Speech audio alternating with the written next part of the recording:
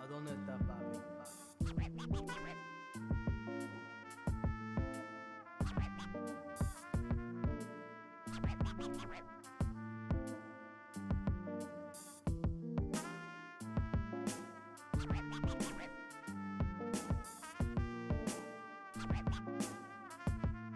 ¿A dónde está papi?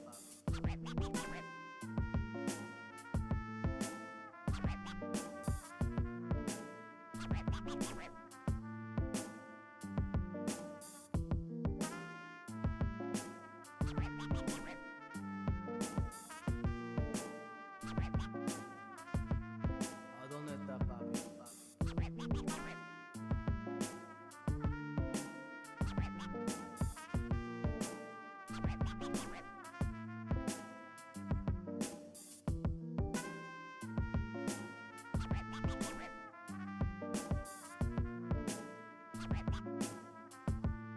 ¿A dónde está papi?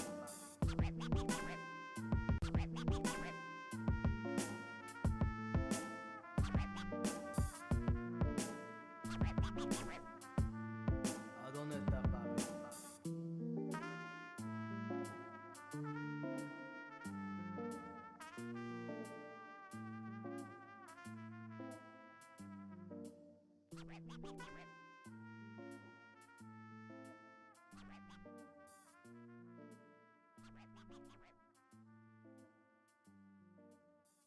¿A dónde está papi?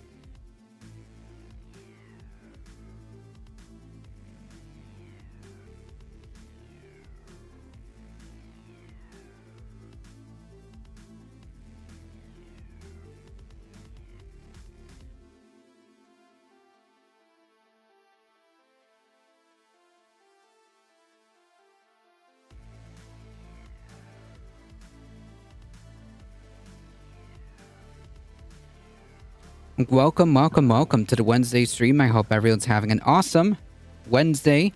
Sorry about that, folks. I still had to deal with some garbage at work.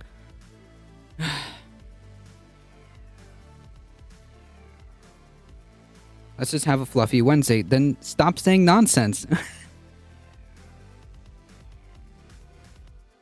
You're making ridiculous claims, my friend.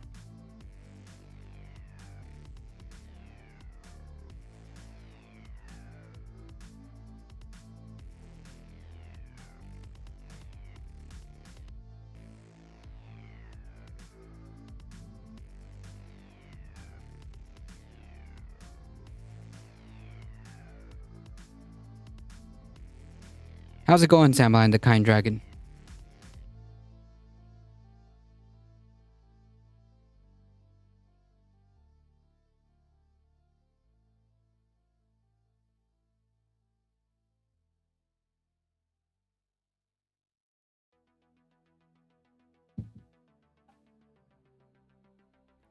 I'm still dealing with work, so you know. Yeah, me too.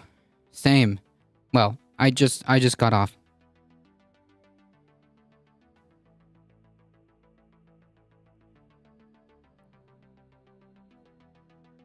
I'm working and lurking.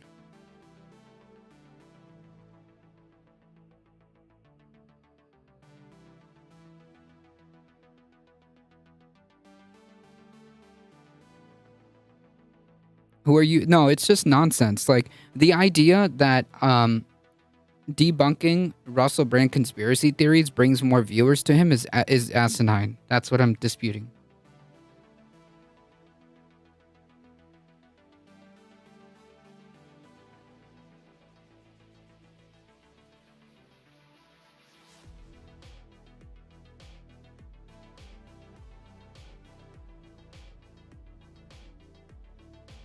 Does not bring more viewers to him. It shows why he's wrong. Debunking is important. Yeah, I think debunking is important.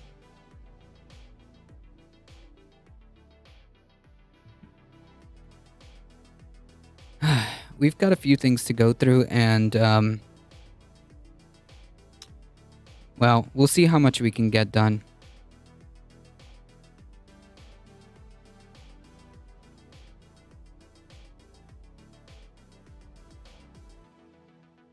Hurricane Ian has been making landfall throughout the day.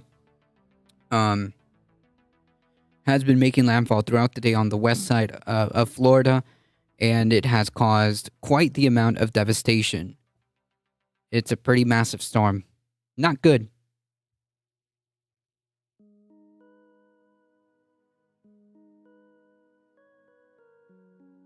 Not good at all.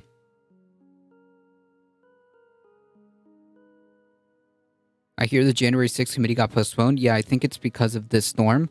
I'm not sure like what the impetus is though. But they cited the storm. They cited Hurricane Ian.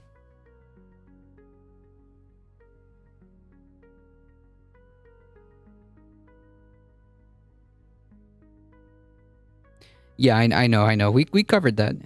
Russell Brand moving to Rumble. That's a good meme.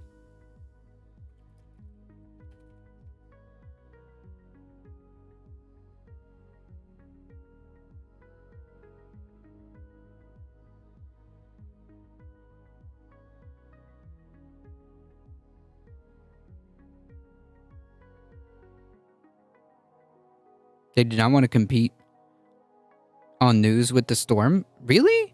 That's kind of weird, but okay. Sure.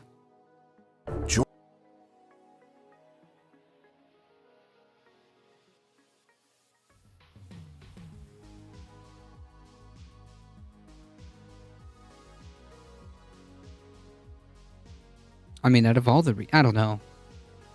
Maybe they want to make sure they get like as much audience as possible. I guess.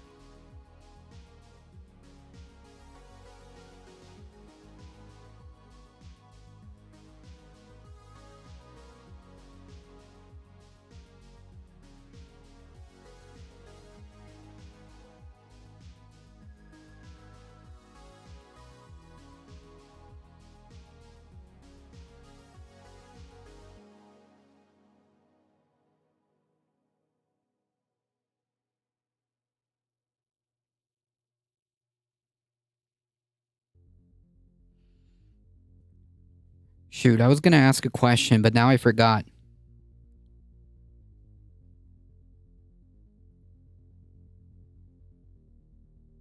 Oh, yes, here's the question. Chat.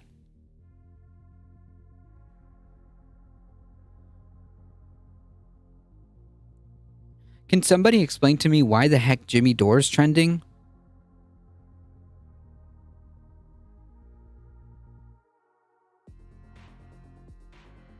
Why is this clown trending?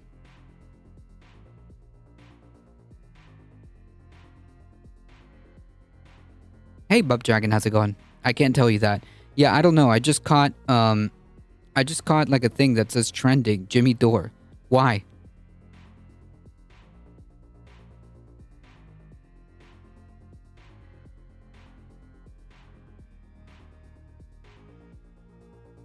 No idea? All right. Well, I'm not that deeply interested unless it piques my, my attention.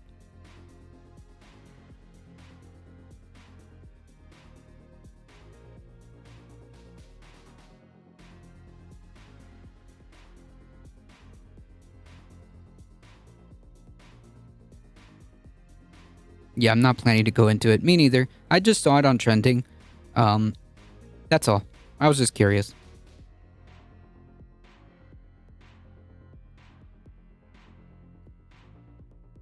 Okay.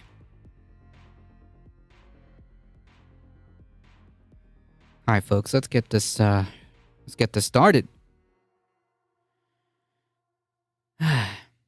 Okay, so there's a couple of right-wing people going around thinking that somehow Don Lemon got shut down by the NOAA hurricane director because the NOAA hurricane director explained to him that while it is true that climate change is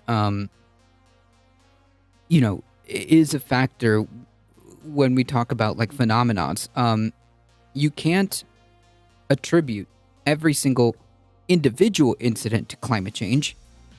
You kind of have to have more than that, right?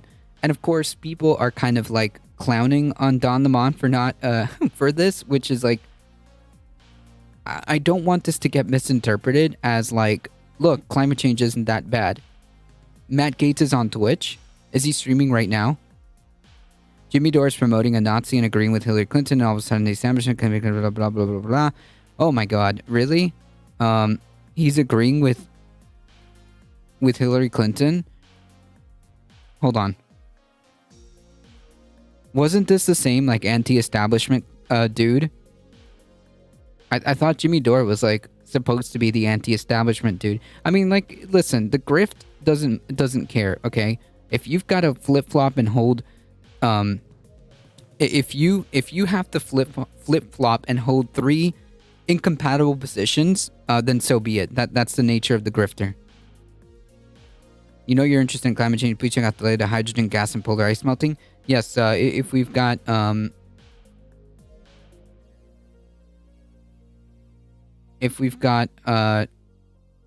time, we can go through this one. Oh, but this is just the this is just a channel.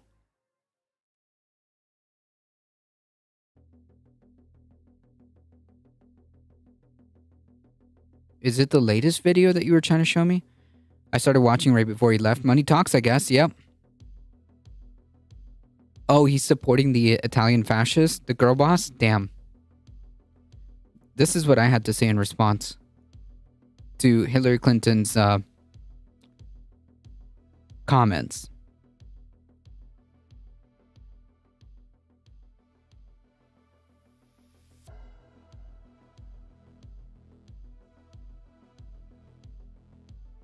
Oh, the latest two videos. Okay.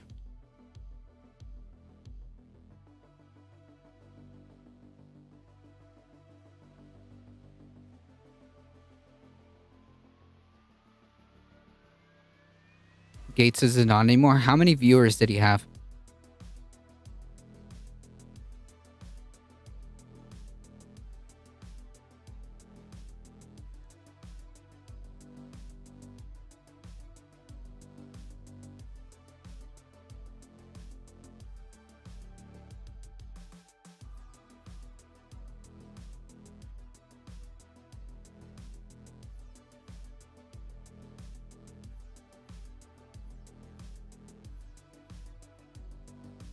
Oh, this is just 2 hours ago. I guess he started his stream. He's only doing 2 hours.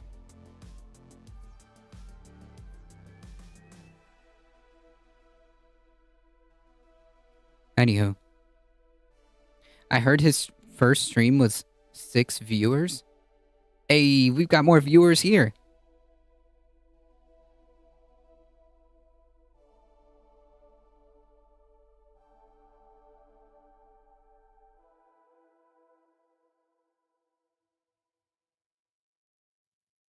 Hillary, please F off. Yeah, I know. Like this idea, like more, what is it?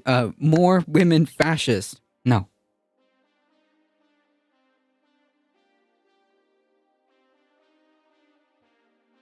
So I guess that's why Jimmy Dore is trending, because he agrees with this. He agrees. Oh, I know, because like I know why he agrees with the fascists. It's because that's his job. His job is to enable fascism. And furthermore, he thinks that he's having some type of anti-establishment shtick, because that's what she represents, or is trying to represent, with this like faux populism, which just ends up being fascism. Yeah, it all checks out, folks. It all checks out. Carpet Packs, how's it going? It all checks out.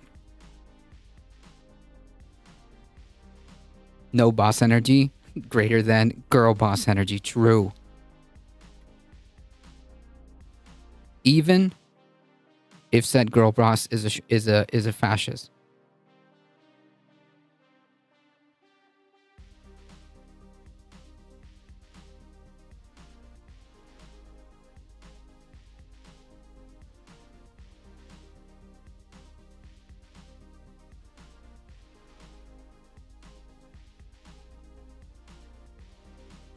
Folks, if you haven't already, take a moment to go follow twitch.tv/carpetpacks. Alio, I don't know if I said thank you, but thank you for the biddies. I appreciate that.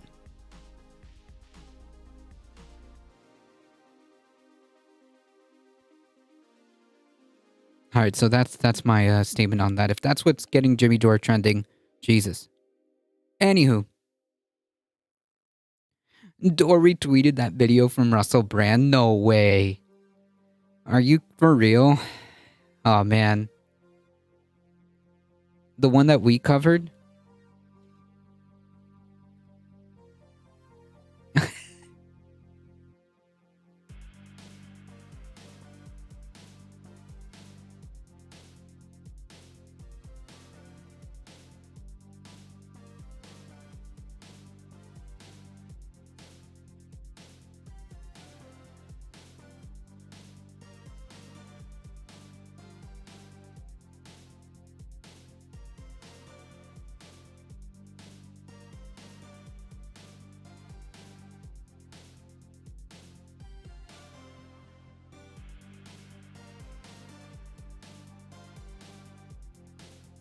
Now you see what I say about spreading the cancer? Yeah, but no, the implication is the scenario is different, right? The scenario is one person, Jimmy Dore, is retweeting it to a large audience. In a positive manner. The other person, me, is deconstructing it and explaining why it's garbage. Two different things. The amount of times I wish I was less of an honest person so I could get away so many things like grifting and not giving enough. Oh yeah, 100%. To be in like the conservative grift circuit is just so easy. You just got to turn off your critical thinking. Just give up any principles that you have. Give up any morals that you have, and boom, that's it. It's a 3-part special right there. I mean, I like to bang whoever all the time, but simmer the F down, Jimmy. All right. Hold on. Do we have... Oh, no.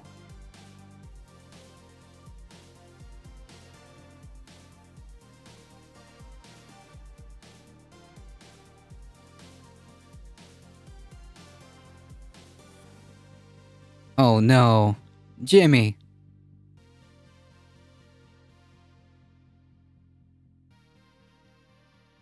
All right, hold on. This might be worth discussing.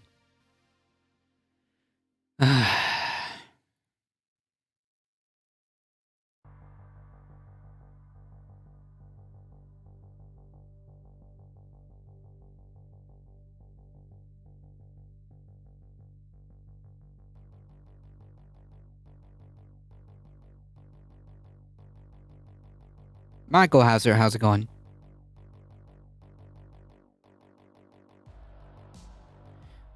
Yeah, I mean, like, the point is, like, a fascist is a fascist. It doesn't matter if it's a woman.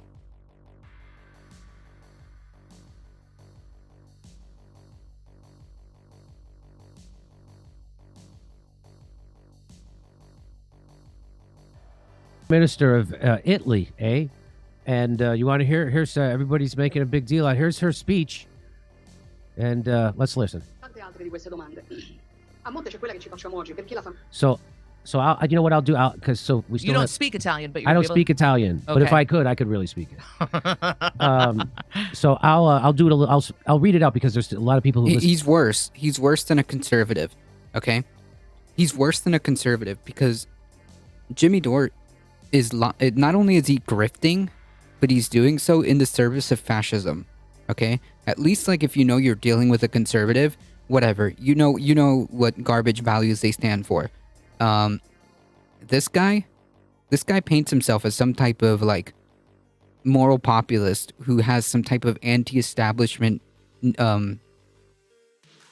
positions or whatever. At least that's what he says. Listen to the show as a podcast, so I will also interpret. Here we go. She says, "This is about what we are. This is about what we are He doing knows here exactly today. what he's promoting. Why is the family an enemy? Why is the family so frightening? There is a single answer to all these questions because it defines us, because it is our identity, because everything that defines us is now an enemy. For those who would like us to no longer have an identity and to simply be perfect consumer slaves, and so they attack national identity, they attack religious identity, they attack gender identity, they attack family identity. I can't define myself as Italian, Christian, woman, mother. No. I must be citizen X, gender X. No, literally, how does anybody take that seriously?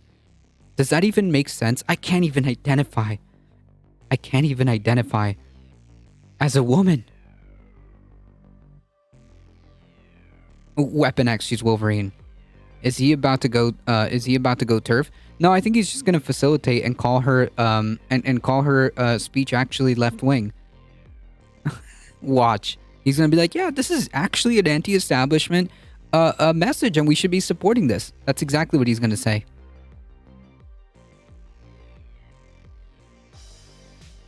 Parent 1, parent 2, I must be a number. Because when I am only a number, when I no longer have an identity or roots, then I will be the perfect slave at the mercy of financial speculators. The perfect consumer. Now, this is wild that she's saying these things. Well, I'll finish and then we'll come back. It's just wild. The perfect consumer. That's the reason why. And then she finds a poem. He's been off track for so many years. That's why we inspire so much fear. That's why this event inspires so much fear. Because we do not want to be numbers. We will defend the value of the human being. Every single human being, because each of us has a unique genetic code that is unrepeatable.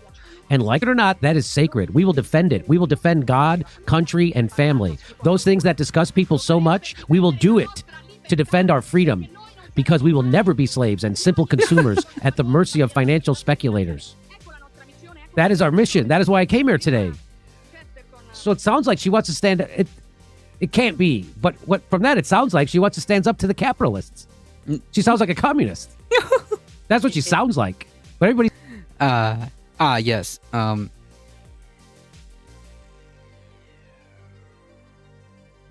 Yes. This is what the left this is what the left is attacking. Fascists have always co-opted lefty language. Yep. Giant Lobster Man, thank you for the follow. Appreciate that. God doesn't exist. True. I too remember God, nationalistic rhetoric, being a major part of left-wing politics. I remember that. He's saying she's a fascist. Now remember what fascism is. Mussolini, who everybody says she's following after, and she said nice things about Mussolini. Yes, because she did. And that's literally the party that she supports, or the party that she's in, is essentially the modern day Italian fascist party that was founded by Mussolini. His fucking granddaughter's in this party. His granddaughter's in this party. Yeah, I would say that's a pretty we're pretty on the money there by saying that she's a fascist. Keep in mind that Dor believes in MAGA communism. Oh my god, really? He really... Oh, Jesus. What an absolute clown. Mussolini, he's the one who defined fascism as the coming together of corporations and state to screw over the worker. Right? So for the benefit of the corporation and state, not the citizen. And they're saying she's a fascist, but she sounds like she's standing up to the capitalists. She sounds like she could be a communist. No, not really. And she says Chesterton wrote more than a century ago. Also you have to read between the lines of the rhetoric being used here. I don't think that the left really does a lot. I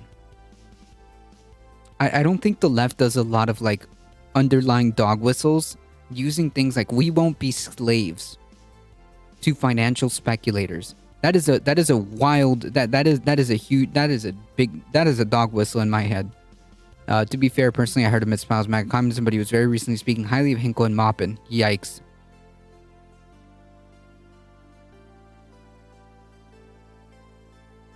Yeah, and the left doesn't really talk like that.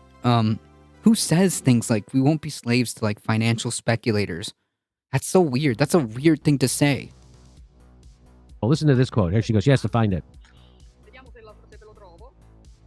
Chesterton wrote, "Fires will be kindled to testify that 2 and 2 make 4. Swords will be drawn to prove that leaves are green in summer. That time has arrived. We are ready. Thank you." Whoa. Like a mic drop. Whoa. Yeah, and a thinly veiled threat at the end. It's interesting that people are once again using the term fascist, or, oh no, she's Mussolini but a woman. I want to remind people that she was democratically elected. So what does that say? It means... Okay. So because she was democratically elected, she can't be a fascist? What's the argument here? This is the kind of nonsense that we're seeing on the Jimmy Dore show. What?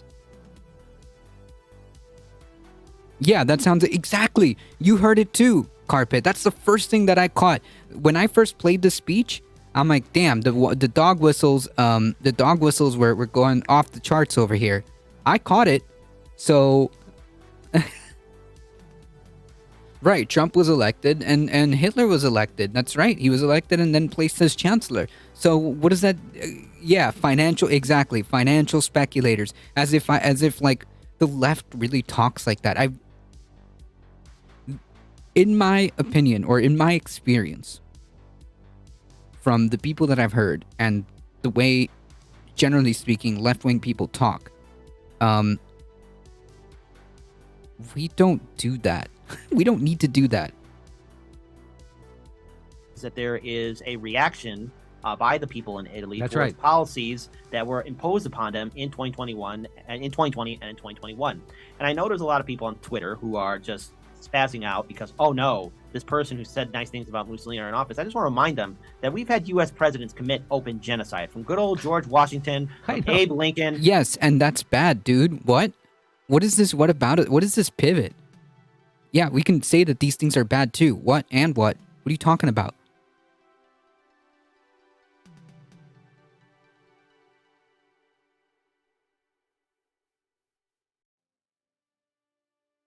What are you talking about?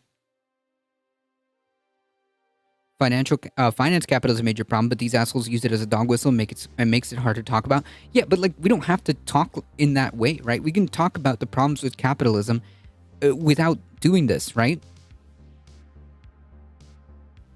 I mean, for the folks who have been here long enough, does it seem like when I present potential problems with capitalism and the way I like to critique it and the way I like to get people to think about it, does it come off as potential dog whistles? Probably not, right? Because obviously when I make critiques and the way I talk about things, I want people to envision it the way, it affects you personally. And the way people can make connections between what's going on. Isn't it a little weird that, as time goes by, money it becomes a little bit short? Isn't it a little weird how, like, central, resources get more and more centralized? Isn't it a little weird how you're being treated and your working conditions and your wages continue to just be stagnant, while cost of living, if you can, take that as a concept, it continues to rise. Like, things like this. I don't think I need to engage in this behavior because I frankly don't believe in it. And it's very obvious, and by the content that I make, right? But she, the girl boss fascist, needs to engage in this behavior. It's faux populism with nationalistic tendencies. Does Jimmy Dore have any points or solutions? No, his point and his solutions are to facilitate fascism. That's his point.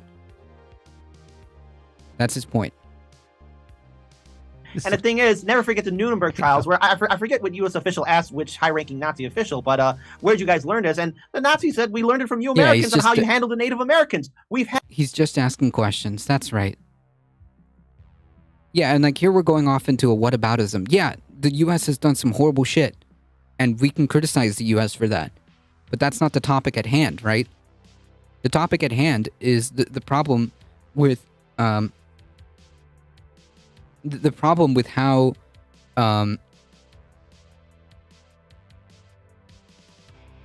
openly conservatives are embracing fascists.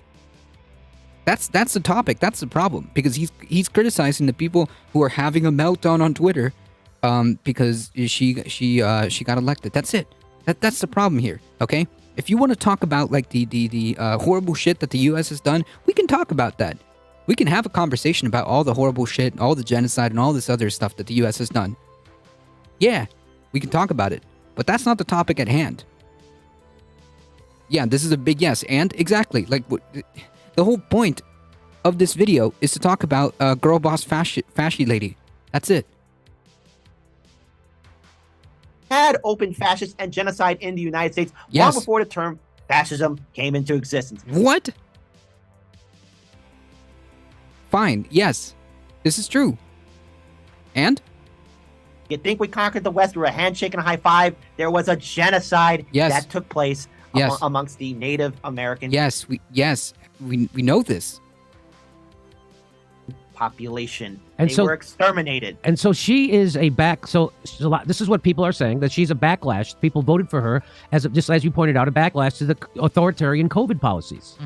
And Giorgia Meloni has. So this is what Peter Sweeten says. He says Giorgia Meloni has spent the last 2 years as the only politician in Italy fighting against the COVID passports. Now the Italian people just elected her as prime minister. So do you see how? Because our politicians. I guess I guess we're just gonna openly welcome fascism. Okay, dudes. Yeah, this reminds me of Bill Maher talking about slavery. It's been a historic rule, not the exception. Yeah, nice one, Bill. Nice one.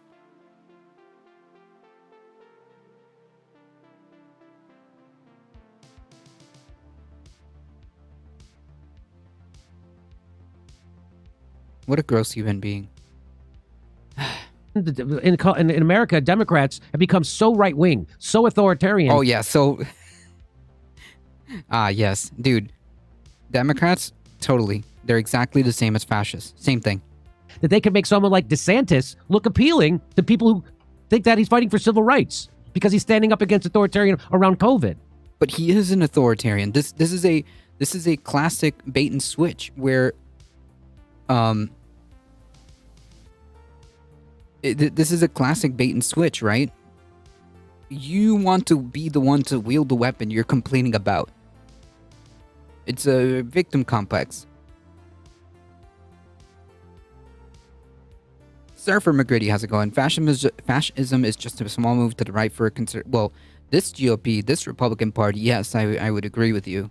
If they're not already there, they're openly embracing people like her, which is the whole point as to why I went on a giant spiel to tie everything together. All the comments elected officials from the Republican Party have said about this woman, and then go into the party that she is with, and tying all that together. Like the fact that also, huge fan of Viktor Orban, who's an authoritarian fuck too. So like, it's all coming together, and I don't really need to know much about Hungarian politics or Italian politics to kind of ring the alarm bells here.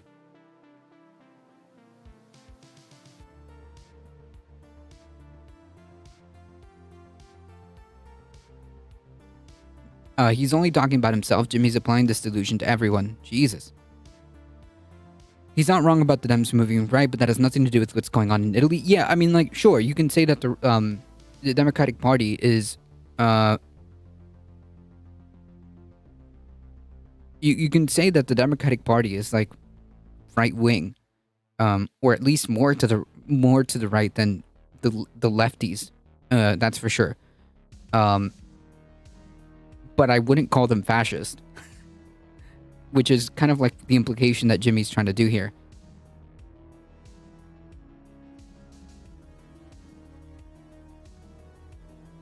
I'm gonna jet because I know I'm getting stupid trigger. It's all good. It's all good. You have a good one. Trump is a modern Mussolini. I mean, he's definitely very comfortable with fascist ideas. Same thing here. So there's a backlash to your authoritarianism. And what that does is throwing people... So, like, the backlash to what your perception of authoritarianism is to have actual authoritarianism. Cool. Nice. Flawless logic, my friends. ...into the hands of what you call fascists. But to me, fighting COVID passports, that sounds like fascism to me. I can't go to a movie unless I get this thing. I can't go to eat at a restaurant. I can't get on a plane or a train. I can't travel. I can't do business. I can't do anything. So let me just go ahead, Kit. Go ahead. I think we have to remember that, people are understandably enraged, not only just here in America, but worldwide. It was what happened to all of us in 2020. And what happened here? What are you talking about?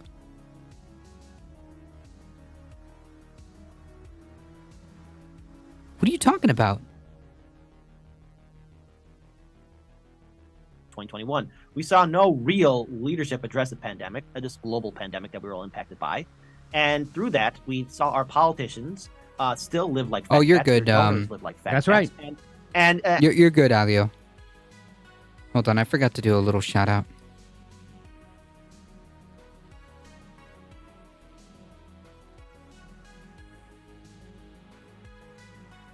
This is about Jimmy's personal victimhood over his vax/mask stance. Yep. Known to people dealing with possibly lifelong problems. Yeah, no. Jimmy doesn't care about any of that. And the thing is, ask the regular person how they feel when their entire world is taken away from them. When you take away something, when you take away everything from a human being and they have nothing left to lose, they will react rationally in an irrational environment and do what they can for them to survive in said environment. Jesus and so everyone is Christ. panicking about this prime minister in Italy. Why did a lefty come out? If they're why didn't you have a lefty come out against COVID passports and you wouldn't have to worry about this happening? The problem is the person who's supposed to be the lefty is to the right of the person who you say is a fascist. That's your fucking problem. Same thing in America. Joe Biden is to the right. What? Okay, dude. Of people you're calling fascists. No, he's not. But he's not. Listen, you can have an entire stream's worth of criticism. You can do a 24-hour marathon stream about what the problems are with Joe Biden, and none of them would be like, yeah, he's to the right of the people you're calling fascist, of the actual fascist. None of those criticisms would be Joe Biden is to the right of the fascist. This is delusions. This is delusional. Joe Biden is the authoritarian. Joe Biden is the fascist. Joe Biden is the one who's screwing over workers, students, and any citizen in America at the behest of Wall Street or a corporation.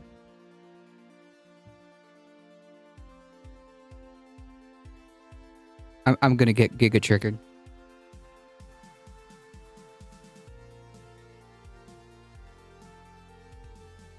I'm gonna get Omega triggered by the end of this video. We're barely 7 minutes in.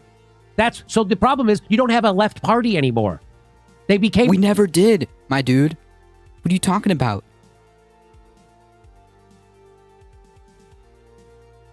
Alrighty, off to that other spot. I watch news religiously. Have an amazing evening, chat. Thank you so much for stopping by, Samuel the Kind Dragon. I appreciate that.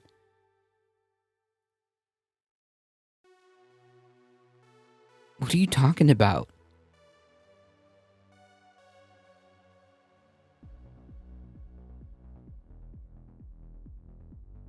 What? The Democratic Party was never like some bastion of like left-wing ideology. The best you can say is that there was elements of the Democratic Party, or there are elements, meaning there are candidates of the Democratic Party that are, more left than usual. But this is not the characterization of the entire party. Why would you think that the Democratic Party is a left-wing party? That doesn't make sense.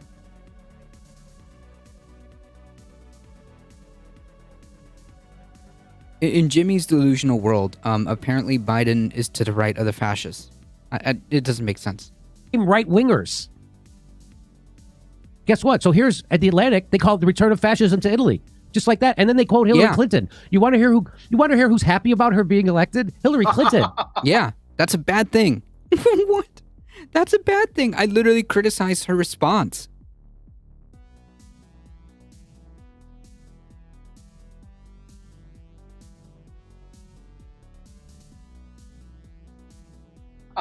Hillary Clinton says, the election of the first woman prime minister in a country always represents a break with the past, and that is certainly a good thing. She says it's a good thing inside of an article that says it's a fascist. Yes. So I guess Hill Dog is right, and vote blue no matter who needs. Yes, it's a bad thing. Okay.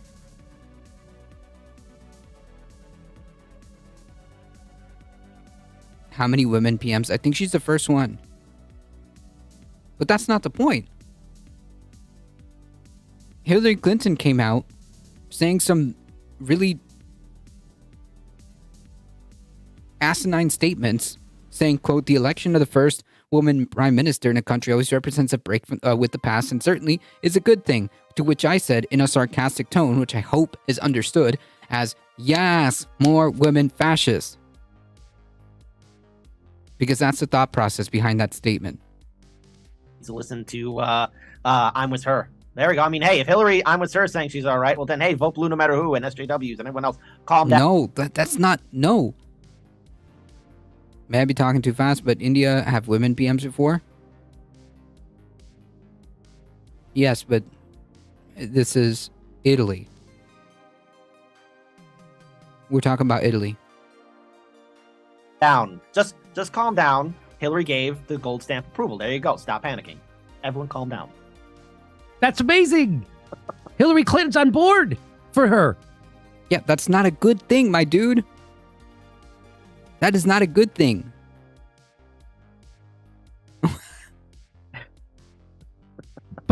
So here's, I'll give you some of the reactions I saw. So here's Chernovich, right? So Mike Cernovich. Mike Cernovich, nice. I love how like they immediately retreat to the identity politics, while simultaneously saying that all the left does is like identity politics. Misogynistic attacks disgust me. She's the first female prime minister in Italy. If you oppose her, you hate women. What? Yeah, okay, dude.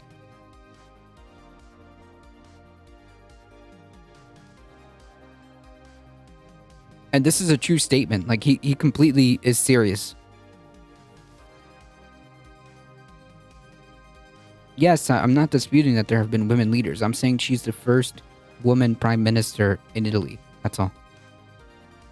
he's a solid right-winger guy, and he says this.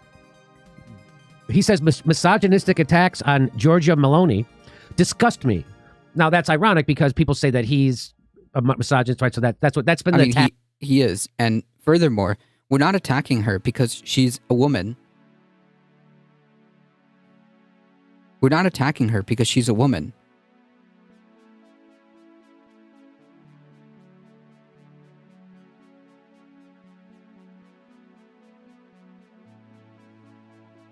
We're attacking her because she's a fascist. That's it. Attack on him, right? That's what people say.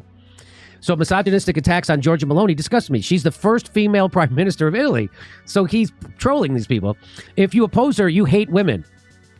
Because that's what I was told. If you oppose Hillary Clinton, you hate women. That's literally not why Hillary Clinton. That's literally not why people. Well, I mean, I'm going to assume there's going to be some elements of misogyny when it came to that, but most of all, really, is that she was just an unlikable.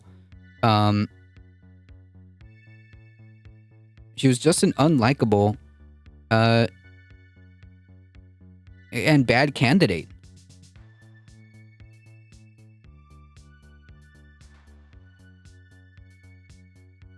Because Hillary Clinton isn't talking about those countries.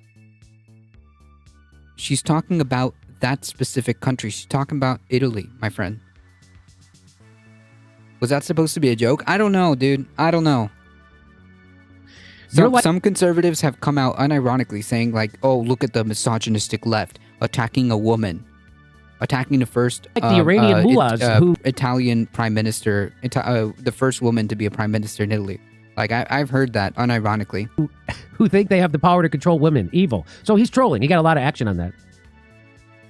So then Matt Vespo, blue check, says, make Italy great again. And then this guy says, Mega, please. That's pretty funny. Oh, my God. And a double entendre for freaking racism. Nice. Nice, dude. Class act, Jimmy Dore.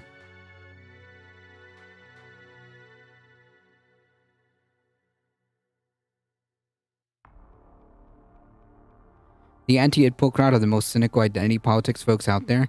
The shitlibs chastised me because I dared criticize Hillary. Yeah, I mean, like, the reason why you criticize Hillary is because she was a terrible candidate. That's it. Yes, in Italy in this case, but silly me, I thought history and politics matters. Yes, but she was talking about specifically Italy. And historically, Italy has not had a female prime minister. That was the Oh no! That was the I wonder remark. when the Italian prime minister is going to say, "Hey, I want to rebuild the Roman Empire. European Union, move over. No, make the empire return. Show them the old school." So Greg Price, he says this is Italy's new prime minister, Giorgia Meloni. I've never heard any politician so perfectly explain what we're up against and why we fight. He's referring to the video I just played you. When you watch this video, you'll quickly realize why the establishment is afraid of her. Yeah, and this is the far right dude who also got retweeted by Ted Cruz in support of this in support of this. Yeah, it means make Italy great again. Yeah, but I think they read into something else. And that guy tried to play off what is it called? The double entendre? Well, it's weird. How can she be seemingly to stand up? Her speech is about standing up against capitalists. But that's they not don't what want she to was make us talking just about. Another consumer, another. That's not what she was talking about. It was intentionally vague, so that the people who needed to hear the dog whistle heard it. If you were standing up against capitalism, you would just criticize capitalism.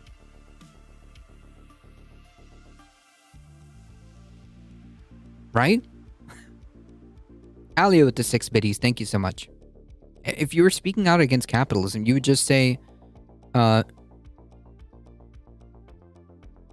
you would just talk about how and why capitalism is problematic or where the issues are with capitalism.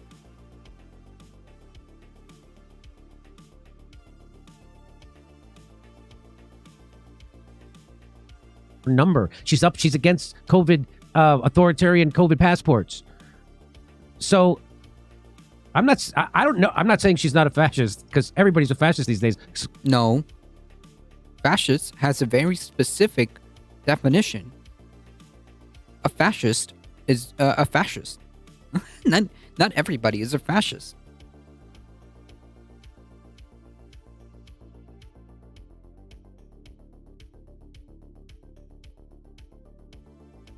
Certainly, Joe Biden. He only likes her because she's anti-mandate for mask and vax. Yeah, but like, which then I would ask, if I had the opportunity, I would ask Jimmy Dore,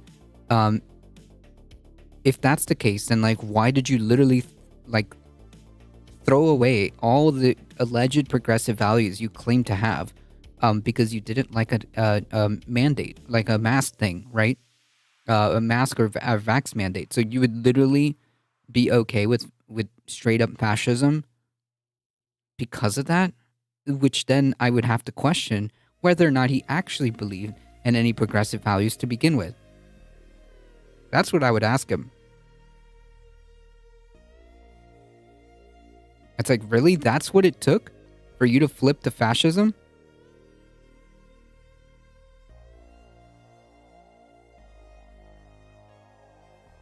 Because he knows right-wingers are more willing to part with their money to people who confirm their biases. That's true. That is true. That is true. Is the new prime minister allegedly ushering in fascism to Italy has also been a steadfast and strong voice of support for Ukraine and NATO. Huh. Does this mean that pro-Ukrainian, pro-NATO position is now fatally tainted by its association with fascism? No.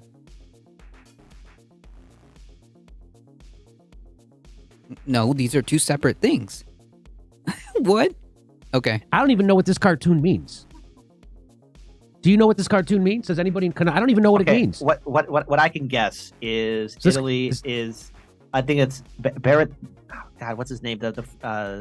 He was the prime minister. This bores me. He was the prime minister. Come on. Yes, here. And this is Italy. Is that what it looks like to people? Mm-hmm. Okay. And Prego means you're welcome. I thought Prego meant a thick tomato sauce that you put in a jar and sell to Americans. Just a Thought says, I don't know much about Italy's next potential prime minister, except for the fact that people will constantly argue over whether or not she's a fascist, instead of recognizing that she's just another puppet politician.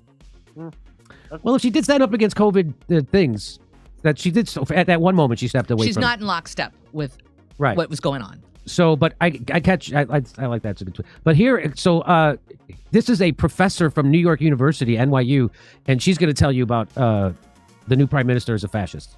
Tony is somebody who was a hardcore neo-fascist. Hardcore, but she was against the thing. Okay, she's for Ukraine. Okay, who was in the positions for Ukraine or against Ukraine.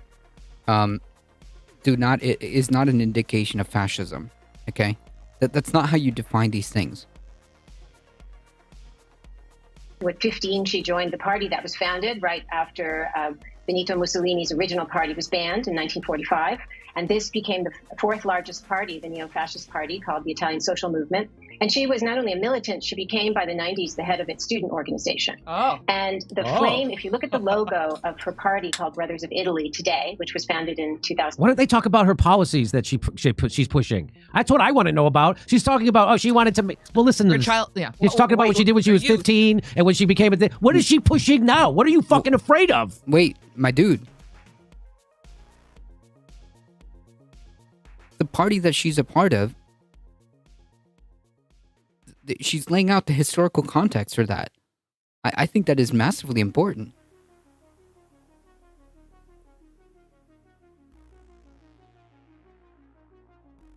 I did hear about that bipedal meatbag.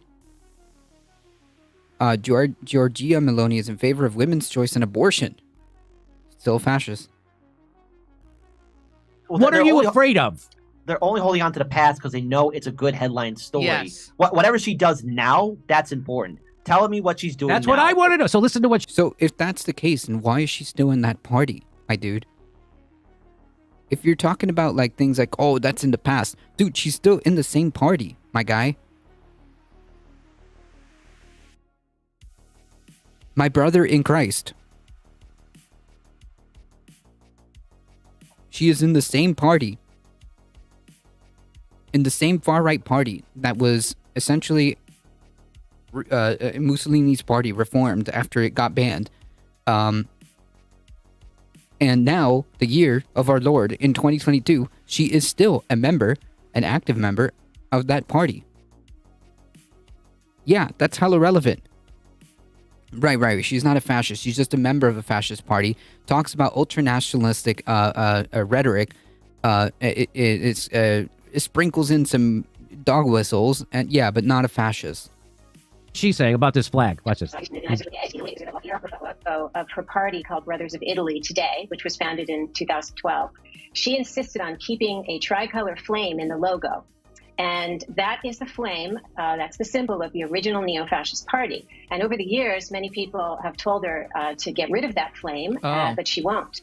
So this tells us a lot about her loyalties, and she really sees her party as carrying the heritage of fascism into today, so much so that Ignazio La Russa, who's a party elder, let's say, he said a few days ago, we are all heirs of the Duce.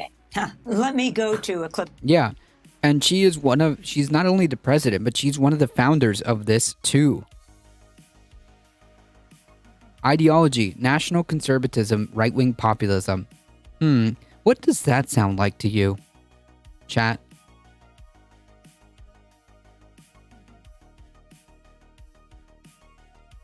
What does that sound like to you?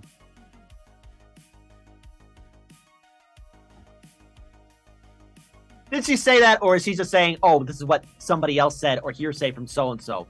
Is this what the prime minister's saying now? I think there's That's a the video. key word. Yeah, there was definitely a video of her when she was younger. She said said good things about Mussolini, that he was always working in the interest of Italy or something like that. Oh, by the way, the prime minister's name you were trying to think of was Berlusconi. Yeah, Berlusconi. Yeah, there you go. So there you are. There, she's going to say she's a fascist straight up, and it's because she likes that flame in her flag. No. That's your reason? No. She was describing the meaning of the symbol of the party's flag. That's not the reason why she's fascist. She's fascist because she's founded this far right party that came out of, which she laid out the historical context for that for that argument. That party came out of a neo-fascist party that came out of Mussolini's party after it was banned. That's what she was trying to say, but he's trying to like speedrun that and hope nobody catches that. It's just like, come on, come up with a better reason. Look at the pictures they were using, as if she's doing a Hitler salute. You see that? That's Reuters. Oh no, this is fake. That's Reuters pitch by. Oh, that's fake. Okay, good. I'm glad I noticed that. So What? And then casually, like almost spewing disinformation.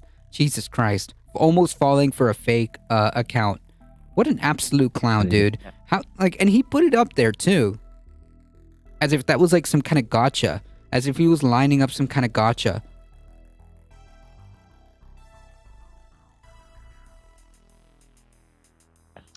Duped. But they are. I have seen this on other things. Oh, but here she is again. Does anyone believe this is from? I don't know who this is from. Somebody named Doge.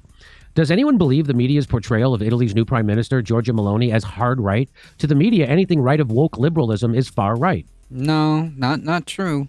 Far right is far right, and it has a very specific meaning and ideology. And here's from Mark Ames says this. He says, the reason we don't hear 24/7 media. So his first tweet is that we're only 7 months into this wretched war, and already the neo-fascists are back in power in Italy. And for the first time since Mussolini. He's the worst part of Ben Shapiro and Tucker. True. And neo-Nazis are in power in NATO's newest member, Sweden. And he says the reason we don't hear 24/7 media political alarm about this is that both Italy's neo-fascists and Sweden's neo-Nazi parties and Spain's neo-fascist Vox are pro-NATO. That's why. They're pro-NATO. That's literally not the reason. And furthermore, yeah, we have heard reports about the far right parties making gains in Sweden. I heard about it. So yeah, they are reporting. What are you talking about? Yeah, they are reporting about this.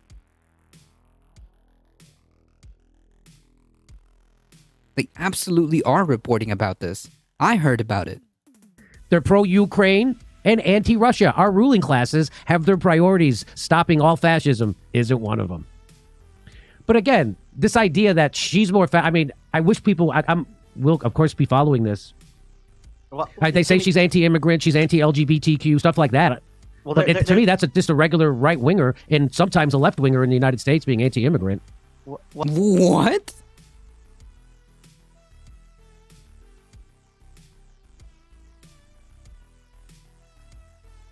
Oh my god. Okay. I think Jimmy Dore is just like conflating fascism with like whatever definition he needs. Yeah, whatever. Well, It's not making sense. It's not making sense. You talking about himself again? Maybe it's just projection. Maybe he's trying to tell us something. Maybe you're right, Carpe. Maybe Jimmy's trying to do a self-report this entire time. Biden is caging kids. And Barack Obama deported more Hispanics and caged more Hispanics than Trump did. So, go ahead. I'm sorry, kid. No, These aren't left-wing people, my dude. These aren't left-wing people. And I've criticized Joe Biden's immigration policy. It's almost unchanged.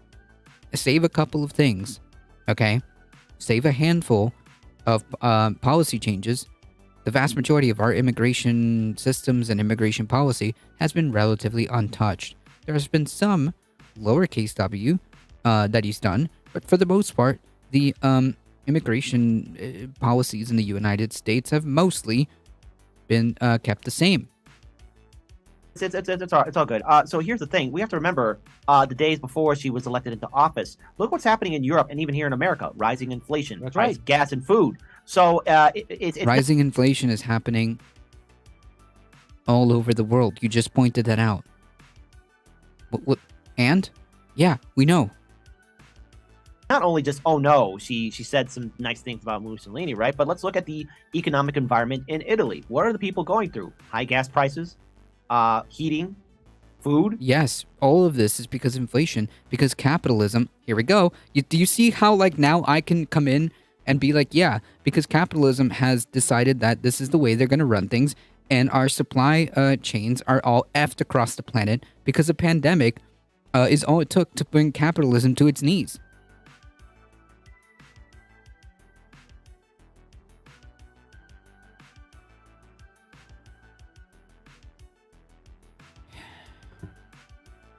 Yeah, fascism is when public health safety, true. Public health policy, true. The debate is broadly silly. Adding a label to a party does not advance any condition of Italian people, nor does it offer any bridge to move away from the right-wing populism. Italy is a country that has seen near complete economic stagnation for 34 decades, and its people swing from extreme out of desperation rather than outright desire. Yeah, right. Because, again, all it takes for it, to come to a halt is, obviously, like you said, this has been going on for a while, and things have been going on for a while here too. But what really kicked it off the deep end was this pandemic, which grinded a lot of things to a halt. And obviously that causes a lot of economic strife, so on and so forth, and here we are.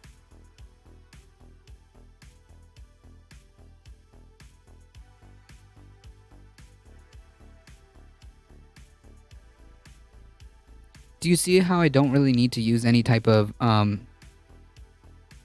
do you see how I didn't really need to use any type of euphemisms or dog whistles?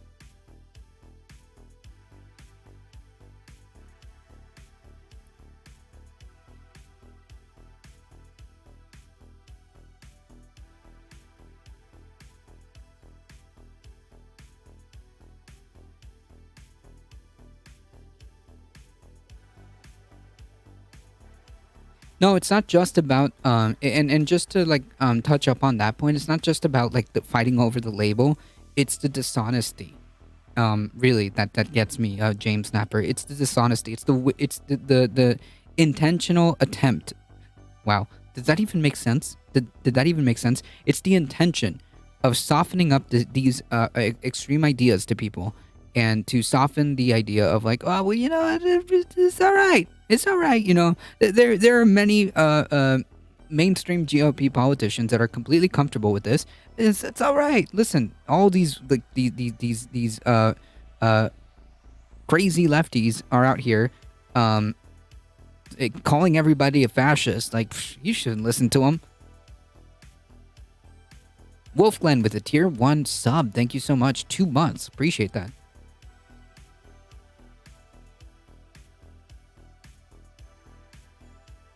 but didn't grind enough to a halt. Yeah, it barely saved.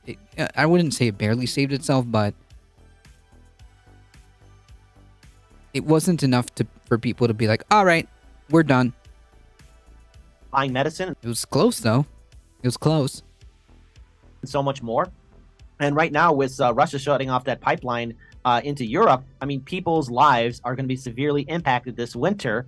And if you have do-nothing politicians that offer platitudes and say, hey, we just got to pull ourselves up by our bootstraps, even though 2020 and 2020... Okay, but if it's Russia doing these things, how is, like, the other politicians in Italy have anything to do with it? Like, what are you supposed to do if Russia decides to cut off the gas, right? What are you supposed to do?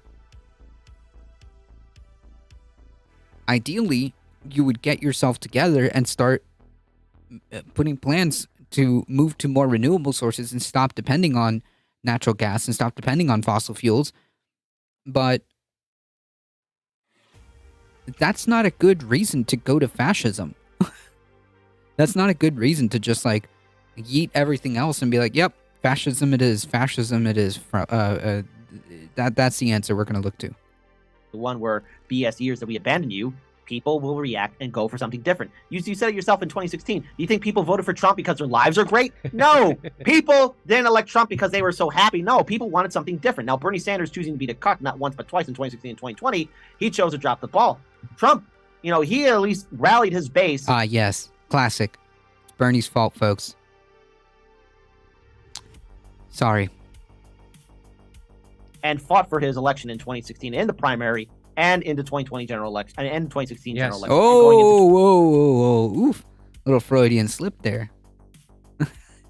2020 as well. So the thing is, if you're going to abandon people, then it should come no surprise that you're going to get a Trump or like this Italian prime minister. But yet the liberal media... Yeah. Okay, so then you are admitting that she's a fascist, right?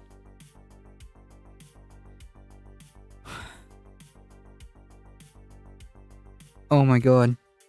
This whole time, we spent 19 minutes on this thing, only to be like, wow, and see, that's like, I think you touched up on it. Was it, we weren't talking about Jimmy Dore. We were talking about somebody else, and I think, like, you brought up this, carpet pack, so it's like abuser language, right? And it's like, yeah, and not only did we get gaslit for 18 minutes and 39 seconds, but then told me like, oh yeah, and by the way, and even if she was fascist, it's your fault anyways. What? Even if you're right, even if you're right, and she's like a far right fascist authoritarian, it's your fault. What?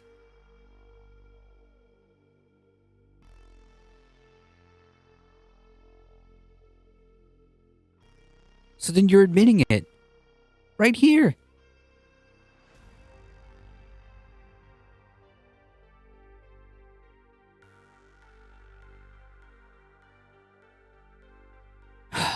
Did you see what Italy was?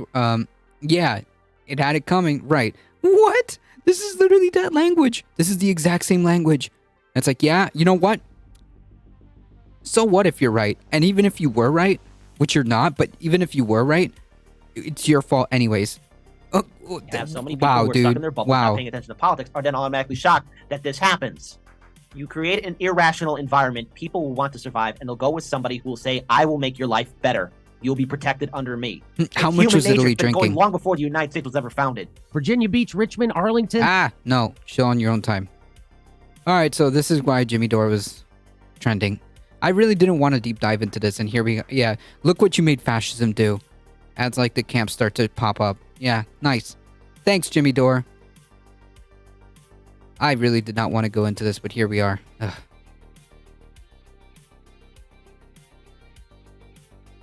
Anyways, so I've been seeing this make the rounds. I guess we have to address this. The failures of capitalism do create conditions that lead to fascism. Oh yeah, 100%. But like, there was so many like ways that all of this did not need to be said to just say what you said in one sentence, simulacra. Like I said, when I made my critique about like, yeah, dude, no shit, we're all in a pretty effed situation. All it took was a pandemic and capitalism like freaking grinds to a halt and f's us all, right? That's pretty clear and cut and dry. There's no euphemisms and there's no dog whistles necessary.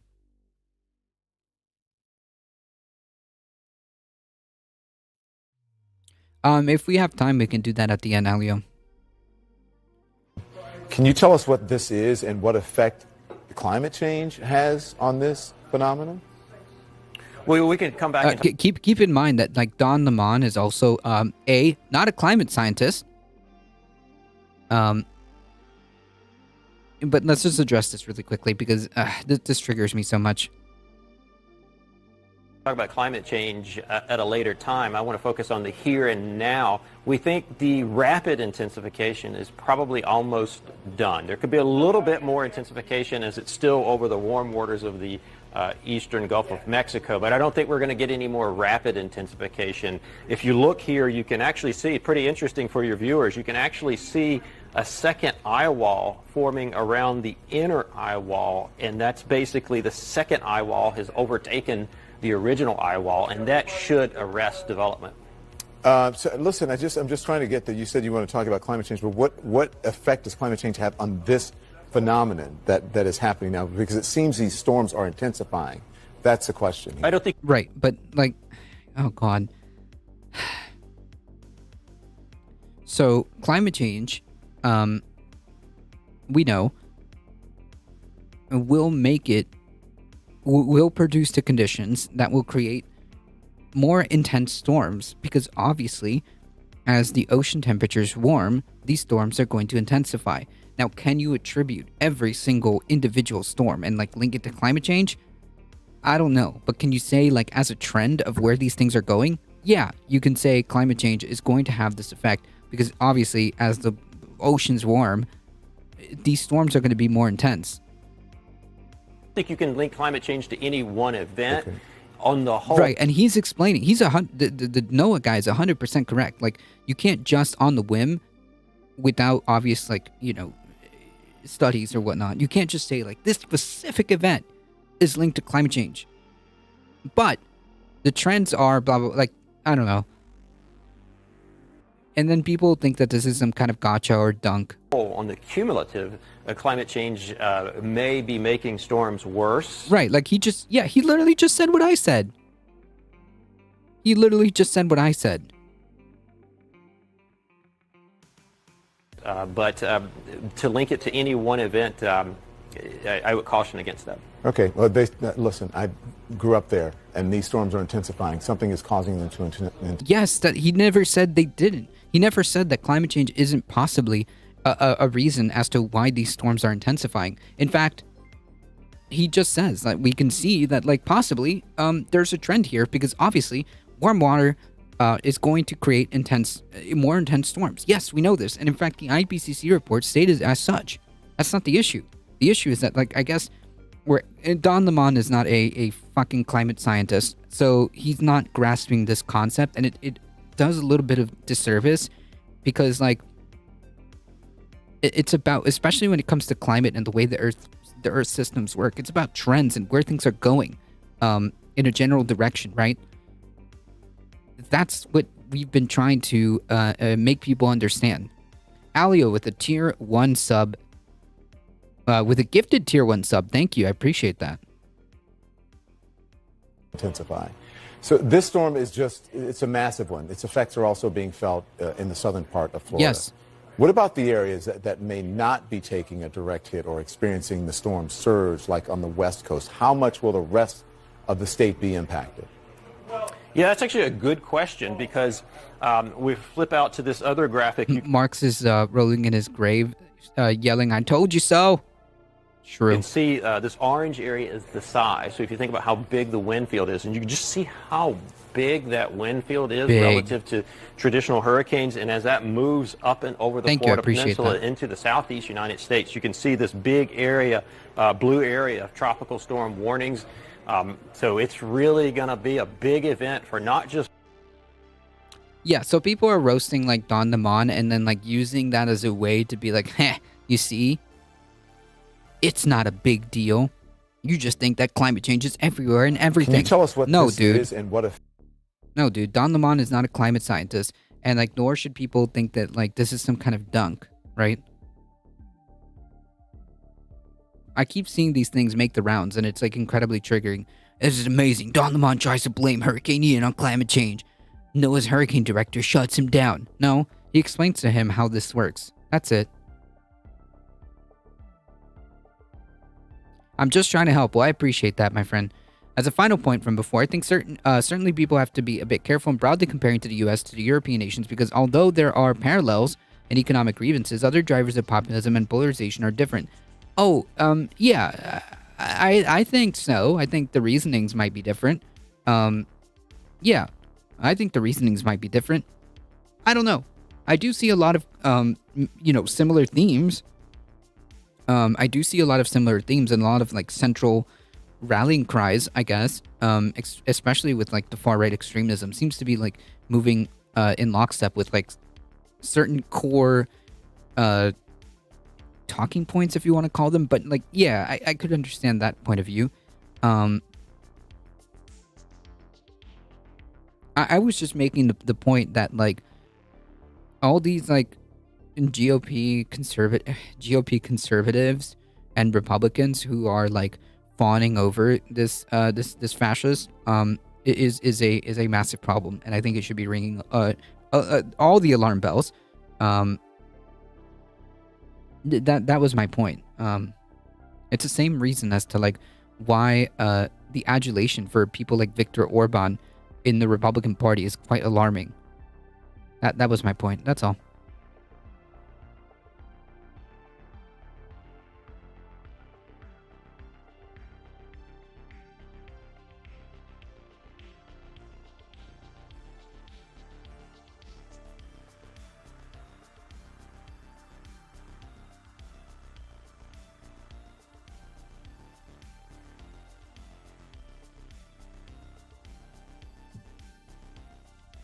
Yeah, Tucker's love affair over Bolsonaro. Like, yeah, this adulation and this kind of like lockstep kind of talking points. That happen to find themselves in the mainstream GOP as well. That's what's alarming, because like obviously I don't know very much about like European politics or anything like that, but I do know a fair bit amount of American politics, and I see these things. That's why I comment on them.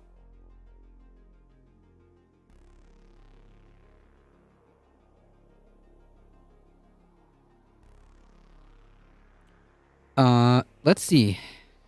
I'm gonna play this one in the dark. I'm kind of scared. Not gonna lie, I'm kind of scared.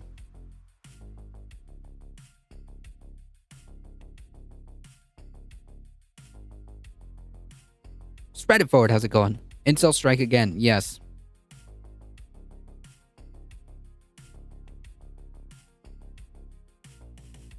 How's it going? Let me, you know what? Yeah, let me do this article first before I blind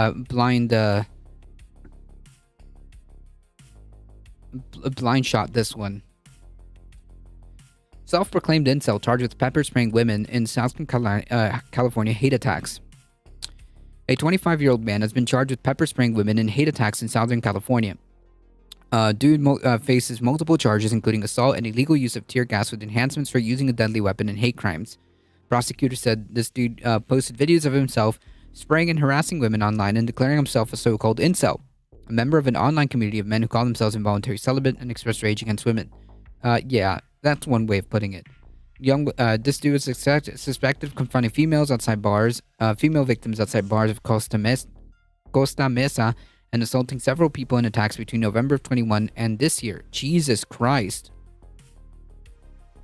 These charges send a very strong message that the entire community that we will not tolerate violence against women in any form. This dude was arrested in San Mateo County and returned to Orange County, where he appeared in court on Monday. He is held in lieu of $500,000 bail, and his arraignment was delayed to October 10th. Yeah.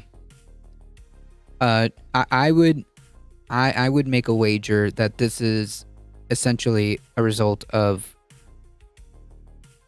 online radicalization manifesting itself in the real world.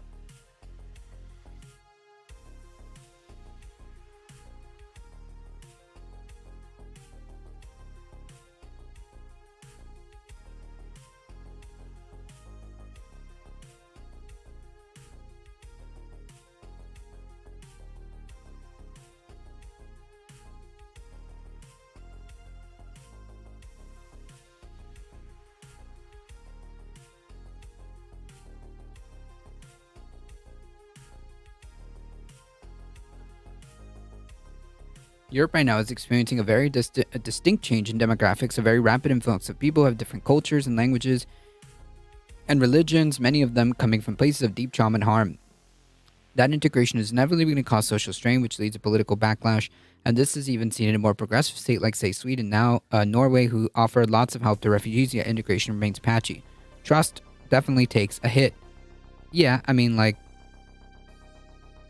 you could see the swings.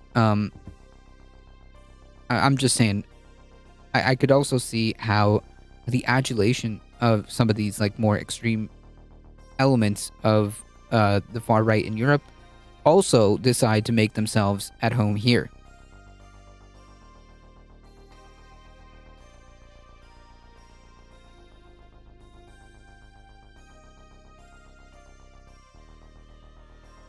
All right.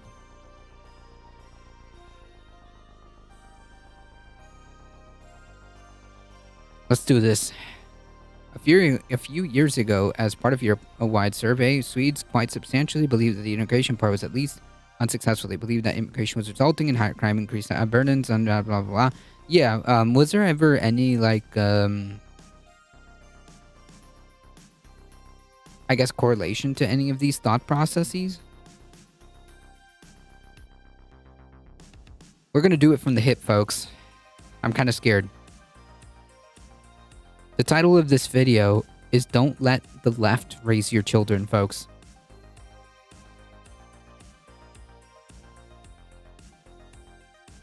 Let's do it. Glenn Youngkin is actually keeping one of his promises. One of his promises is that he is not going to allow transgender policy to change how children go to school. So what he means by this is that he is no longer going to allow people who simply identify as a member of the opposite sex to walk into the bathrooms at public schools. And this follows hot on the heels of a story that was largely broken by the Daily Wire. Which, by the way, Shapiro finally hit puberty. He has dirt on his face. No, it's actually an attempt at facial hair. And furthermore, the story that he's talking about was wildly misleading because that story, the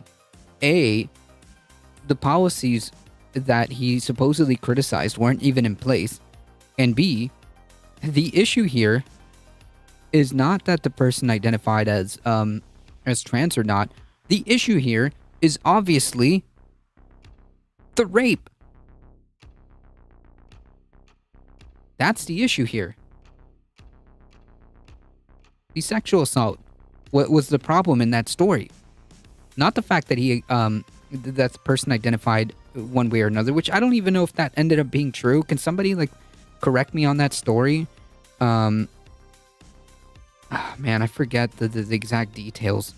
But it's all irrelevant. The problem here is he did a misleading story where the policies that he supposedly criticized, because the bathroom policies he supposedly criticized weren't even in place at the time, and B, it didn't matter if whether or not he or she identified in whatever manner. That's not the issue. The problem was the assault. That's it. Dressed in a skirt, allegedly went into a girl's bathroom and sexually assaulted a girl. Yeah, and this was okay. So this was before these policies were even brought into play, and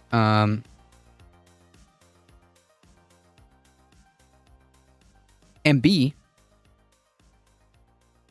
yeah, this has nothing to do with the element of being or not being trans isn't the issue here. I don't know, Redmond. I don't know.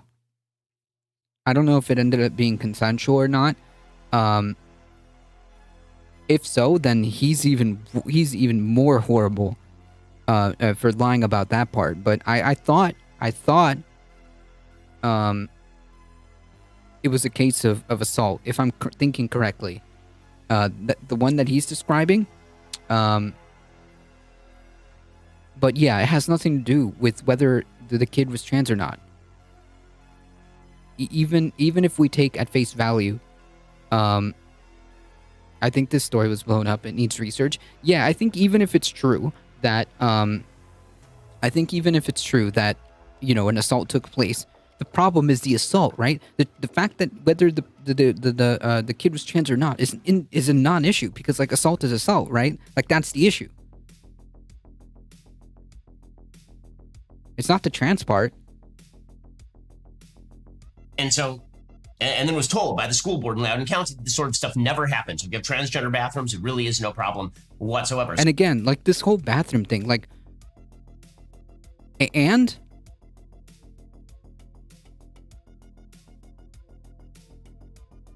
they're bathrooms. By definition, like they're going to be more like private. Like you don't go to the bathroom, you don't go like together in stalls in 2x2s. To my understanding, that's not how your bathroom is used. And furthermore, who cares? The bathroom is to use the bathroom is there to use the bathroom. Jesus Christ. Why are you so like weird about that? Men enter women's rooms with pants all the time. Yeah, like the whole bathroom thing is just literally it's just weird. I don't get it, because like I do get it. It's to paint, it's to paint trans people, it's to paint LGBTQ people as predators. It's a trope. It's to reinforce that trope, because at the end of the day, like it doesn't really matter, right? It really doesn't matter. If you go into X bathroom or Y bathroom, it doesn't matter. What would be the problem? The problem would be if somebody assaults somebody. It doesn't matter who assaulted who. The problem is that it happened. And I'm pretty sure that having like, a strictly gendered, segregated gendered bathrooms isn't going to stop that. It's long been before, and it's just really the anti-trans stuff. That's really what it is. So Glenn Youngkin has now changed the policy, and he has gone back to Shy the original bureaucrat, how's it policy, going? which until the last 5 minutes was considered not only normal, but perfectly logical, that boys should go pee-pee in the boys' room and girls should go pee-pee in the girls' room, and that boys should not go pee-pee in the girls' room just because they say that they are boys, and that girls should not go pee-pee in the boys' room because they're not capable of using the urinal. I mean, like, this is really... But, like, boys' bathrooms have stalls. Does he know that? He knows that, right?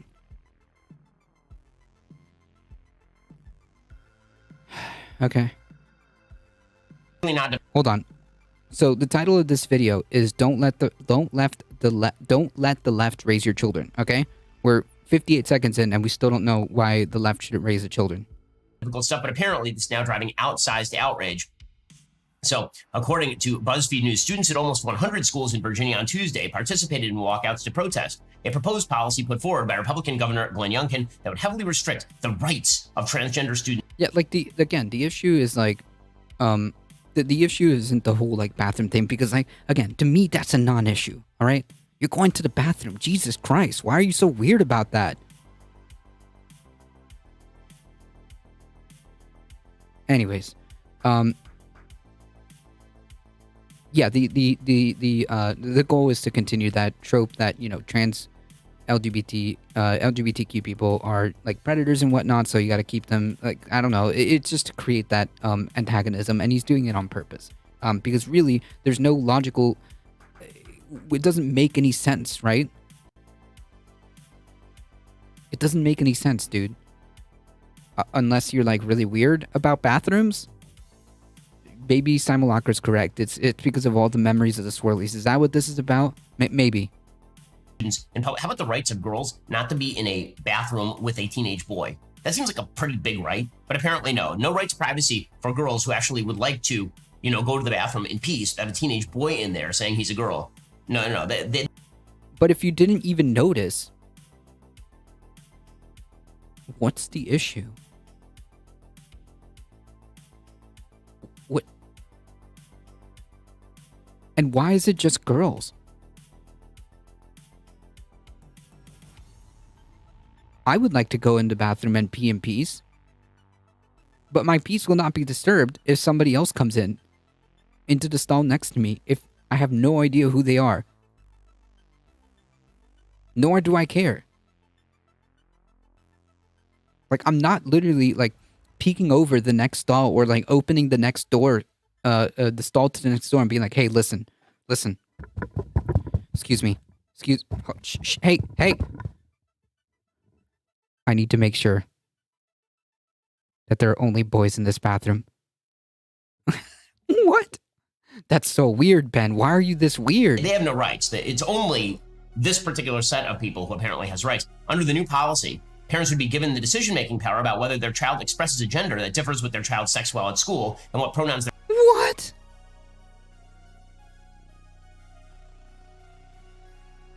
So he's admitting that literally the parents are the ones who get to, like, sign off on this and, like, they're the ones that are making this decision and acknowledging this?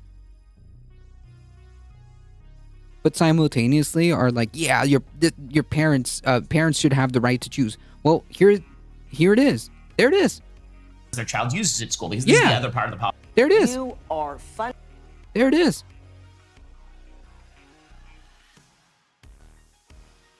Left really objects to. The left would like to kidnap your children and allow the teachers at the NEA to... But you just said... My dude.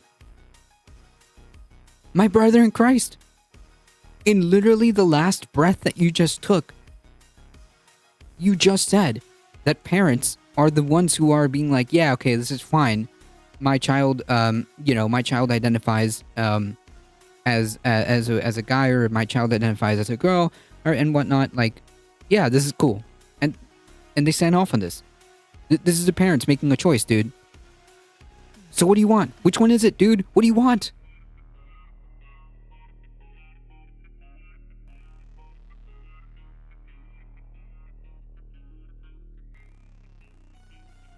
Ben thinks he's protecting who? No, he's not trying to do anything.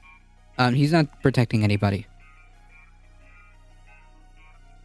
I think he's talking about Youngkin's requirement of parents signing off on it. Yeah, the parents make the decision because, like, simultaneously he's like saying, like, oh, they're doing this behind the parents' back and all this other stuff. Well, here's the original proposal had the parents being like, yes, my child identifies as female. Yes, my child identifies as male. Yes, my child identifies as non-binary. What, like, that's the point.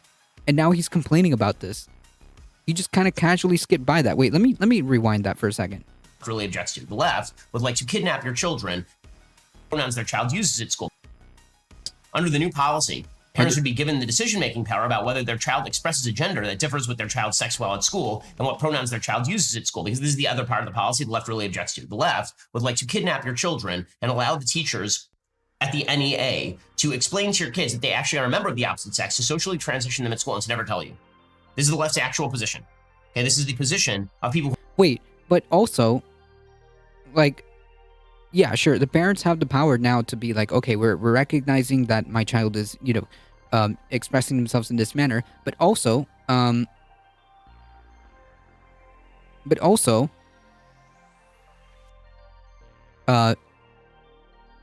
if you're incredibly antagonistic? Are you just gonna shut, like, all routes off to this child?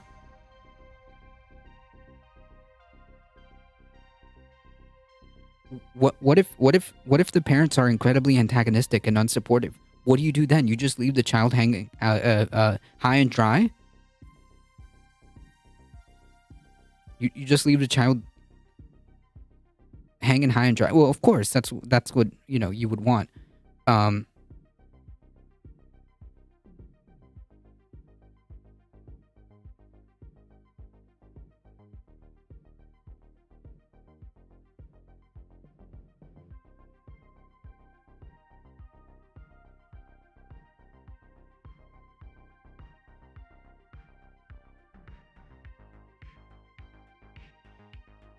I'd like the kids to be able to be themselves regardless of their parents. That's the point. Let the parents beat the trans out of them. Jesus. Yeah, obviously his concerns are insincere. It's designed to elicit a certain emotion.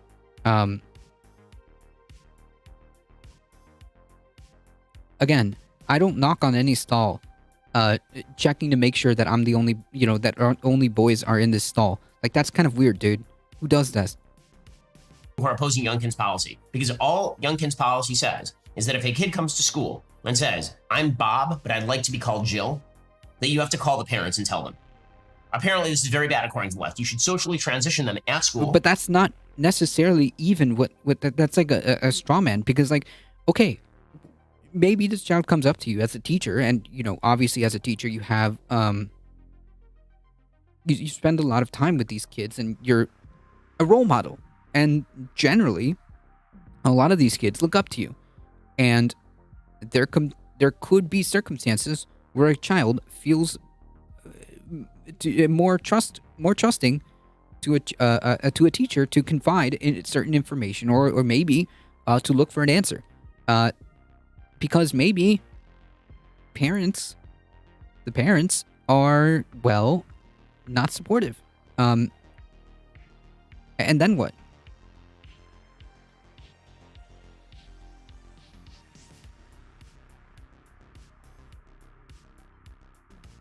And if you refuse to socially transition them, then this means that you're a bigot. And you should definitely not tell the parents, because you never know.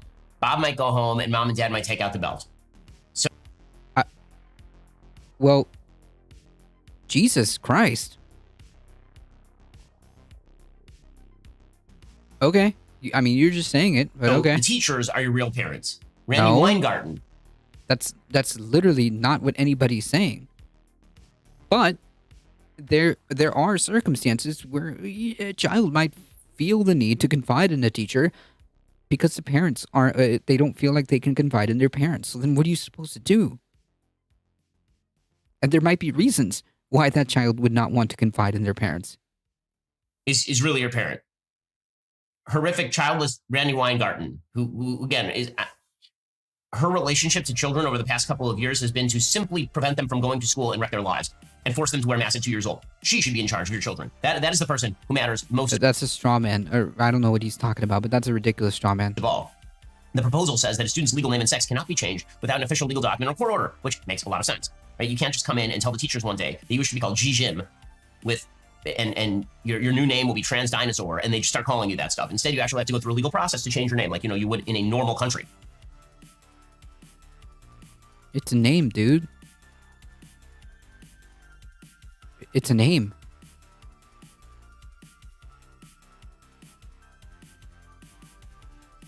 You'll be all right, Ben. It's a name. You can handle it. Not necessarily confiding in teachers, but just being themselves and in school and around peers. Yeah, exactly. It's about, like, well, yeah, that comes to the point where, like, what if they're not comfortable enough to talk to their parents about this because their parents might be, abusive? What if their parents aren't supportive of this kind of stuff and, in fact, want to force them to be, well, not themselves? And the policy says that teachers and other school officials must refer to each student using only the pronouns appropriate to the sex appearing in the student's official record. In other words, if the student comes in and says, I'm a Jim, and the teacher looks at you and you're a boy, the teacher is perfectly well within his right and should, in fact, call you he, him. Transgender students would also be forced to use school facilities that match the sex assigned to them at birth. So the original policy from Democratic Governor Ralph Northam, who was quite fond of the idea that abortion should be allowed up to and including apparently after birth. What does this have to do with the current issue, my dude? Too many people see children as property for their own parents. Yeah, I think it's weird. I think it's a little bit weird, champ, that that some parents see their children as, well, maybe not property, although some people do. But they feel this need to live what they want, what their lives should have been, or at least they want to superimpose the lives that they wanted onto their children. And it often turns out really, really, really, really ugly. Really bad. Not good. Not good.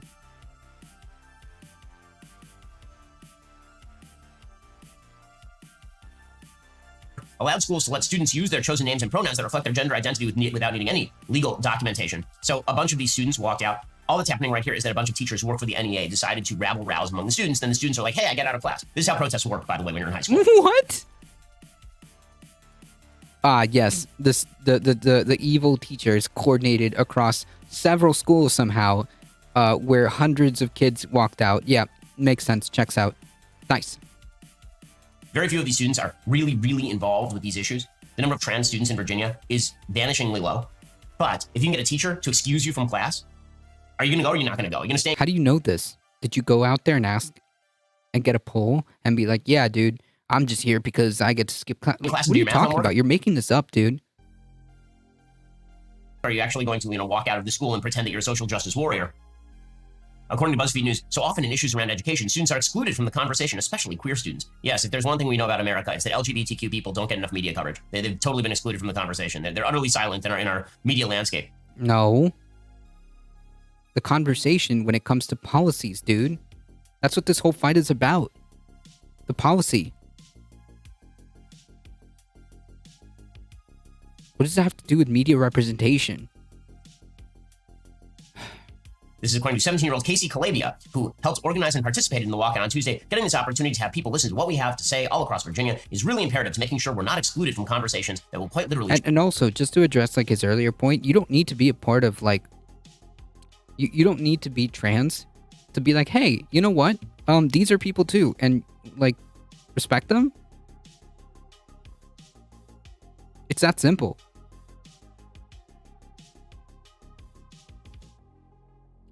I'm not trans, and I'm perfectly capable of being like, oh wow, yeah, dude, yeah, cool. Oh, your name is X, Y, and Z. All right, yeah, cool, dude. That's it. Yeah, you exist. That's it. Change our day-to-day lives. Now, it is not just a bunch of foolish youngsters who are walking out of class to protest this, or their teachers, as pushed by the National Education Association of the American Federation of Teachers, run by people again like Randy Weingarten. It is also the actual White House of the United States. And this is the important thing to remember when it comes to social policy of the left in the United States. It is promoted at the most radical levels by... Yeah, people who get married change their name the whole time. Right. Yeah, I said at the beginning, like, dude, they're just names, bro. Ben, they're names. You'll be all right. You'll be all right. I promise. Okay? You'll be all right.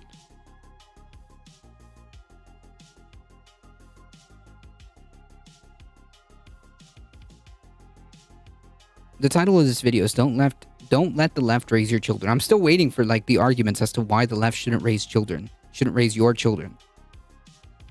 We're almost 5 minutes in, and I have still yet to hear an argument. Is this going to be another waste of time?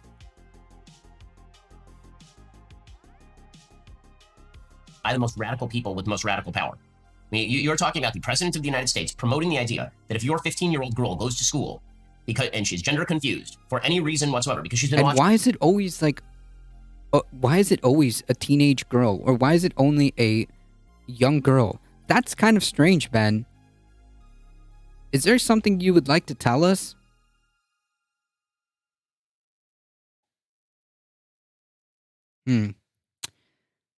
Red flag. That's a little bit sussy, my dude. It's a little bit sussy. Watching TikTok. She goes to school and she says, I wish to be treated as a member of the opposite sex. All of the teachers, all the other students should be forced to say that she is a boy, and parents should not be told about this because, after all, the parents might be... This is like the policy of the White House in the United States. And furthermore, I fail to see like the clip of what he's referencing. I have no idea what he's referencing. For all I know, he could have just made that last part up. States. And here's Karine Jean-Pierre saying just that. Oh, there we go. Finally, Jesus. Students across Virginia today walked out of their classroom to protest the governor's new guidelines restricting the rights of transgender students. Does the White House support these students? If you've been injured... believe and he believes transgender youth should be allowed to be able. Students. We believe and he believes transgender youth should be allowed to be able to go to school freely, to be able to express themselves freely. Yeah, that's it. Wait, what's the problem? Wait, what's the issue with that comment? to be able to have the protections that they need to be who they are. Again, I have not seen these reports, but we can say with all confidence, and you all know, have covered him for some time. When it comes to this community, he is a partner and he is a strong ally. Okay, so parents should not be part of the conversation. Teachers, Joe Biden should be your old grandpa telling you that you're actually a member of the opposite That's literally not what any of that was talking about.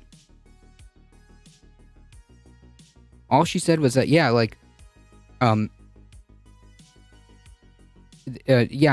these kids should be allowed to freely express themselves, and like that's it. Like they exist, and so what? It's okay. It's cool. It's okay, and they should be allowed to express themselves. That's it. Glenn Youngkin, new governor of Virginia, elected on precisely this basis. Glenn Youngkin, he came back at this pretty easily. He's like, so basically you're saying you want to cut parents out of the loop. But she didn't say that though. If you're against the guidelines, it means you're against having parents involved in students' lives, and I don't think That's a false dichotomy. Virginia is. Virginia spoke loudly last year in our election that parents were really important to have involved in kids' lives, and so I think this is a chance for us to reflect, please read the guidelines, and then work towards making sure that we do include parents in these fundamentally important decisions. Okay, but the fact is that our elite caste in the United States, they actually just believe that they should be able to run social policy top down. And this isn't just true for social policy, it's obviously true for economic policy as well. The only problem is they've botched it every way it is possible to botch this thing. So on the domestic front, obviously, you've seen the Federal Reserve keep these inflation rates incredibly high by keeping interest rates incredibly low for far too long. And this has now led them to have to ramp up those interest rates really fast. What? What does it have to... What? What is this massive pivot? Wait, where are we right now? Oh my god. Fast. And this means, of course, that we are likely to see a significantly harder landing than would otherwise be the case. And they're going to have to ramp it up even faster. According to Susan Collins, the new president of the Federal Reserve Bank of Boston, Wall Street Journal reporting, she said she is committed to bringing inflation down to 2%, even if it means slowing the economy. Collins, in her first public remarks as Boston Fed leader, said Monday she supported further interest rate increases as projected by Federal Reserve officials last week. They showed the central bank raising aggressively through next year despite rising fears of an economic slowdown or recession. She said in a speech prepared for delivery Monday at the Greater... Dude, stay focused. This has already been proven false in front of the Congress. Literally just price gouging. Yeah. Price gouging. Our supply chains are completely effed because capitalism. Price gouging because capitalism. Interesting. Boston Chamber of Commerce, quote, accomplishing price stability will require slower employment growth and a somewhat higher unemployment rate. Returning inflation to target will require further tightening of monetary policy. Yeah, you're not supposed to... No, you're supposed to just not in agreement. Oh, I'm sorry. Yeah. I'm supposed to just like go like, oh, yes, Ben. Completely own me with facts and logic. Yes, Ben. Yes, Ben. Achieving maximum employment over the medium and longer term. Yes, Ben. This, of course, is exactly right. Yes, Ben. The only problem is that this would have been completely unnecessary if it hadn't been for the Federal Reserve botching this thing and for the Biden administration pouring money. Just pouring it. Okay, by the way, I still haven't learned why the left shouldn't raise your children. Almost physically into the American economy. Alrighty, guys, we have run out of time. We're going to be getting into a lot more, including the left's reaction to the right's reaction, namely everyone we don't like is a fascist. You're not going to want to miss it. Click the... Oh, no. The Italian fascist rhetoric. Discourse, I'm sorry. Oh, my God. Everyone we don't like is a fascist. Again, Ben doing his job wonderfully as he softens the blow for fascists. Nice, for the acceptance of fascism, I should say. Anywho, 8 minutes and 20 seconds. And I did not learn why the left shouldn't raise my children. Damn.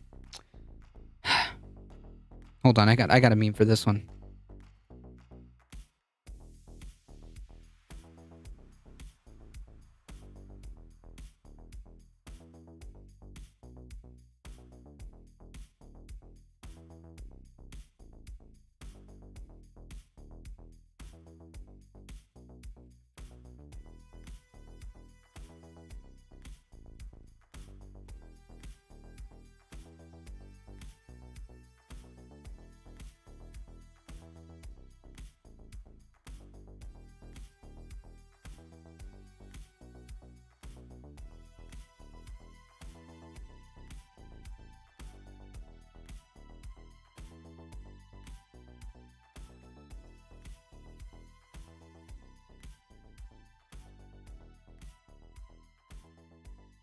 Shoot, what is that,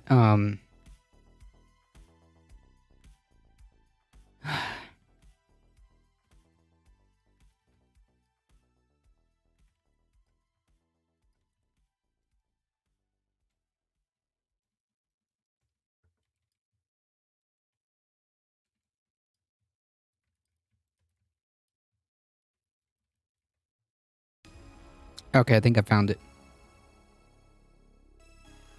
What you just said is one of the most insanely idiotic things I have ever heard. At no point in your rambling, incoherent response were you even close to anything that could be considered a rational thought. Everyone in this room is now dumber for having listened to it. I award you no points, and may God have mercy on your soul. There we go. Thank you, Ben.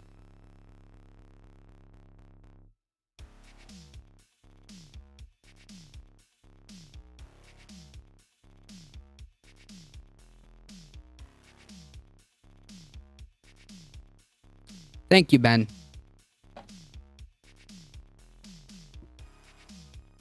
Videos that have word salads from Shapiro, no surprise. Yeah, I just caught that one on my feed, and I felt like we'll see what we can do. We'll shoot from the hip. Nah, folks. Before we get into this one, if you enjoyed the content, don't forget to hit the follow button. We are 1 follower away from 2,000 followers, folks. We are at 1,999 followers. That's right. One more follower to reach the big 2,000. I'll even prove it to you. We're at the 19999 mark. You also get 5 free emotes, all right? So if that doesn't do it, you get 5 free emotes, including Bakita the cat. All right, so how could you say no to that? Wolfglen with the tier 1 sub. Thank you so much. Gifting it out to James Napper. Nice. All right. Government shutdown, likely voted after Manchin reverses courts on energy permitting because he got clowned on. And an about-face from Senator Manchin on Tuesday evening helped set the Senate for an unexpected glide path to avert a Friday night shutdown. The funding bill, which will keep the government running through December 16, easily earned the 60 votes necessary to clear a procedural hurdle during a Tuesday vote. 72 senators supported the move for going forward with the proposal. It was not expected to be that easy. Oh, 1 second, I'm closing myself and making a new account. For several weeks, Majority Leader Chuck Schumer has been carefully balancing his promise to Manchin Manchin's permitting on a change proposal on a must-pass bill before the fiscal year ends on September 30th. Despite a growing coalition of members of both sides of the aisle vowing to block any short-term funding building that included Manchin's change. Yeah, get wrecked, Manchin. Schumer gave assurance to Manchin in order to secure the West Virginia's Democrats' essential support for the party's major social spending bill and tax bill this summer. I wish he would have tried this hard for the actual iteration of the Build Back Better that included more social safety nets, included better and more robust programs for climate change, whatever semblance of that was. But whatever. As recently as Monday, hey, come back.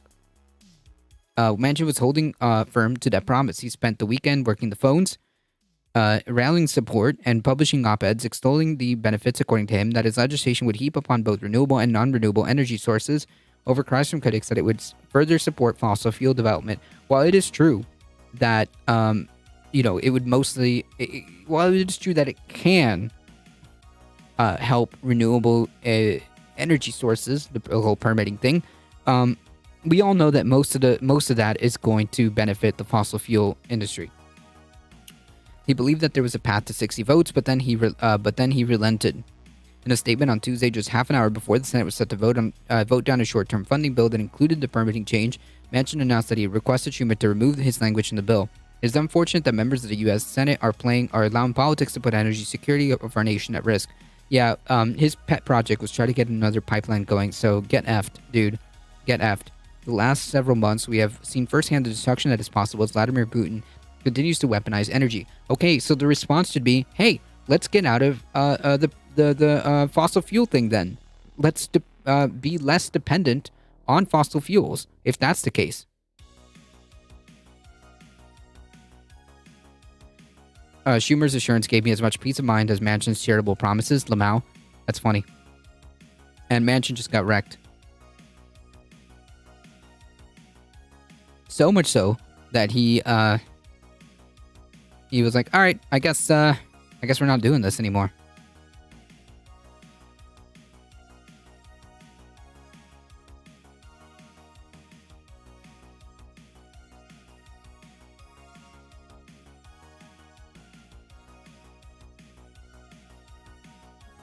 A failed vote on something as critical as comprehensive permitting reform only serves to embolden leaders like Putin who wish to see America fail. How much do we get from Russia, by the way? Like, how much actual gas do we get from Russia anyways?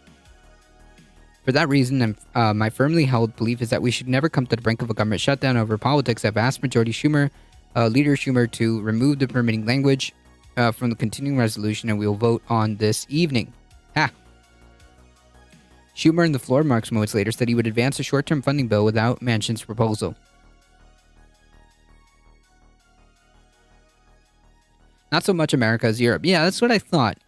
So then what's the point of even making a mention of that? What does that even have to do with anything? This is what makes me think even though yeah, it is true that there's a possibility for this permitting thing update be useful for renewable energy. I mean, the reality is most of it's going to probably benefit fossil fuels. So get effed.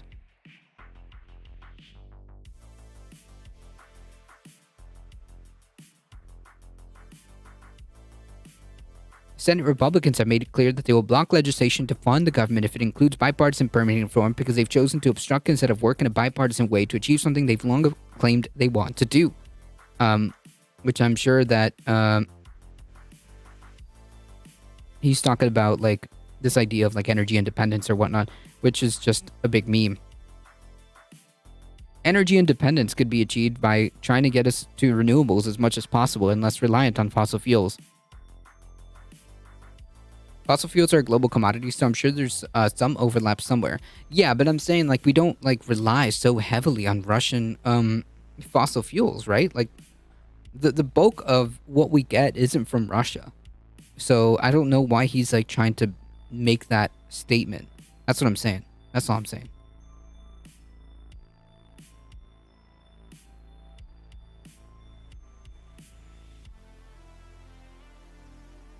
In floor remarks before Manchin's call to remove its permitting language, Mitch McConnell called the illusion of Manchin's proposal a phony fig leaf. The poison bill is a phony attempt to address an important topic of permitting reform. It is much too difficult to build things in America and unleash American energy. Liberal regulations are the problem. Okay, but if there's permitting reforms that will lessen those regulations, they should technically be in favor of it, but they don't actually care about any of that, I think. And furthermore, I do think we need to make more investment in American energy, but American energy or energy does not have to equal fossil fuels. Energy could be renewables.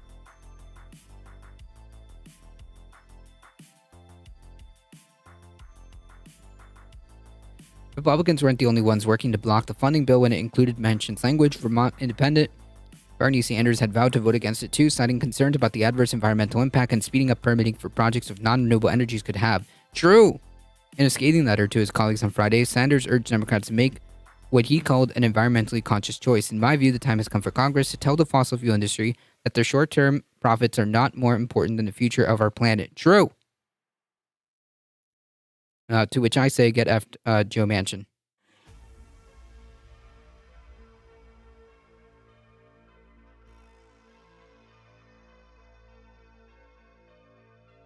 I did hear recently that Saudi buys Russian oil and sells their own to America at a higher price. Oh, I didn't know that. I guess it's possible.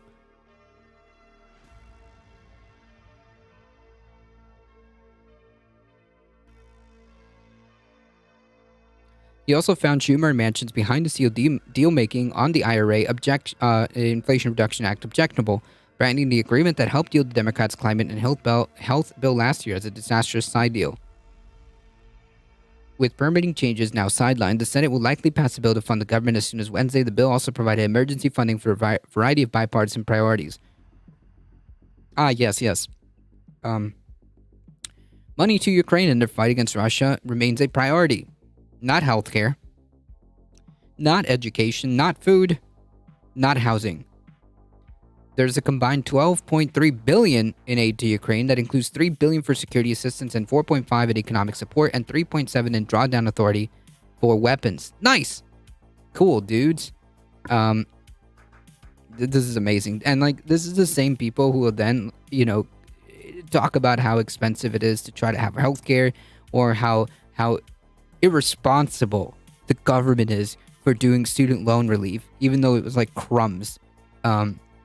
How irresponsible it is to do student loan reliefs.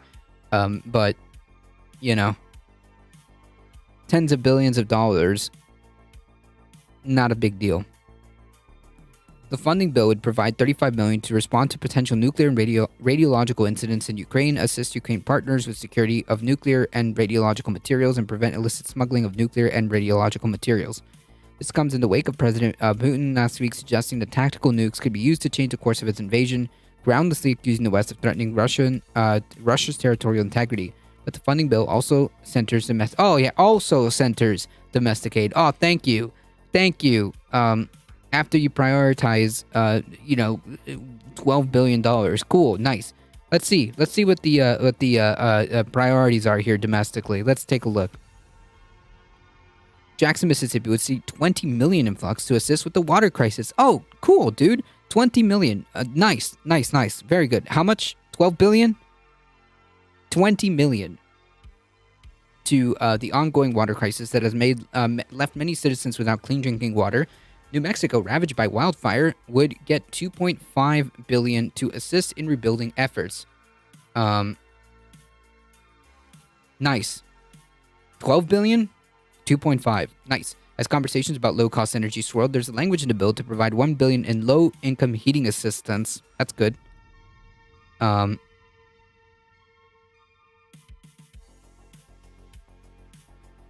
Hey. The legislation also averts potential funding crisis at the FDA by including reauthorization of FDA user fees, but Democrats' long-sought COVID priorities and was once again fallen by the wayside. Nice! The Biden administration wanted Congress to approve an additional $22 billion in funding to combat COVID via vaccine research and additional testing. Republicans have blocked multiple efforts to secure these funds. Wait, so, like, you can't simultaneously be, like, the party, like, perpetuating, like, nonsense about vaccines and all this other stuff, and then, like, when push comes to shove, when we're trying to invest, more money into testing and research, then, like, you don't want it. Okay, dudes. Makes sense. Nice. The remaining money is yet to be utilized and questioning the necessity of additional spending. Well, my dudes, $12 billion, dude. You don't complain about that.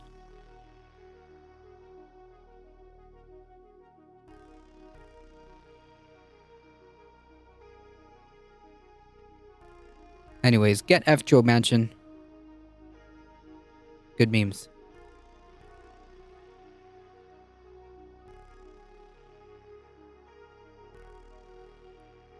Governor Newsom signs bill to turn unused retail areas into housing.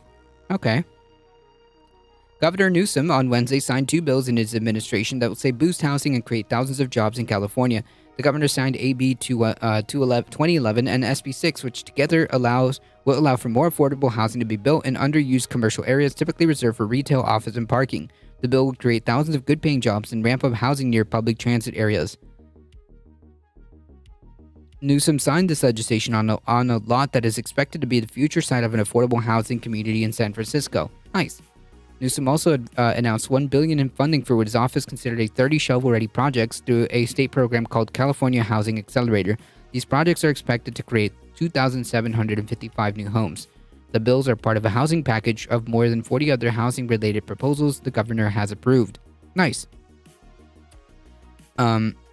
While this is not exactly the most ideal situation, it kind of gives you the idea that, yeah, if they were interested in solving, like, housing, they could provide some solutions. But that's just not where our priorities are at the moment, unfortunately. Yeah.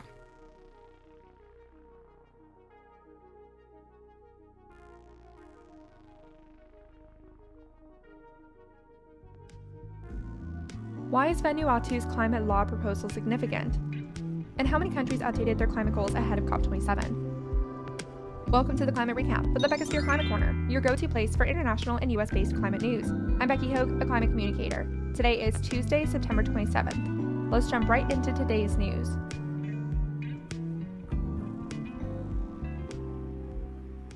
Before I start, I wanted to give y'all a heads up that starting Monday, my climate recaps will be moved back to my main channel, the Beckosphere Climate Corner. This means I will start providing a visual to these episodes to try to get this information out to more people. Nice. Thank you for supporting the growth of this second channel, and stay subscribed to it just in case I need to use it again. But I'm very excited about this change, and I hope you are too. If you are listening on Spotify, Google Podcasts, or Apple Podcasts, this won't change your listening experience. The Climate Recap podcast will continue as is. Okay, let's start with some extreme weather events. President Marcos preemptively evacuated 8,400 people and closed all government businesses right before Typhoon Noru, a Category 3, made landfall on the Filipino island Luzon Sunday. Low-lying areas were flooded, and 180 miles per hour or 290 km/h winds battered the area. It killed 8 people. Now Noru is headed straight for Da Nang, Vietnam, where over 800,000 people have already evacuated. It scored as a Category 4 storm today. Jesus. Meanwhile, Tropical Storm Ian swiped Pinar de Rio, Cuba, with destructive winds, storm surges, and heavy rainfall that still continues today. It has now intensified to a Category 4 hurricane as it heads straight for Florida's. Yep, and not only that, I believe at this point, the entire, if not most of the entire island of Cuba currently has no power.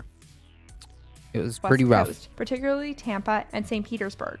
Florida Governor DeSantis has called a pre-landfall state of emergency, and the National Guard is on standby to help with landfall efforts. Tens of thousands have been told to evacuate the area, as this might be the worst storm to hit Florida's west coast in a century. Time for some climate studies. It's no surprise to hear that the world is not on track to meet its decarbonization goals needed to keep warming well below 2 degrees Celsius above pre-industrial levels. Yep. But how off we are is unfortunately still a gut punch. A new analysis by the International Energy Agency, or IEA, determined that we are behind in 53 out of 55 of the components needed to decarbonize on time to reduce the worst impacts of climate change, with the only 2 we're on track on being lighting and electric vehicles.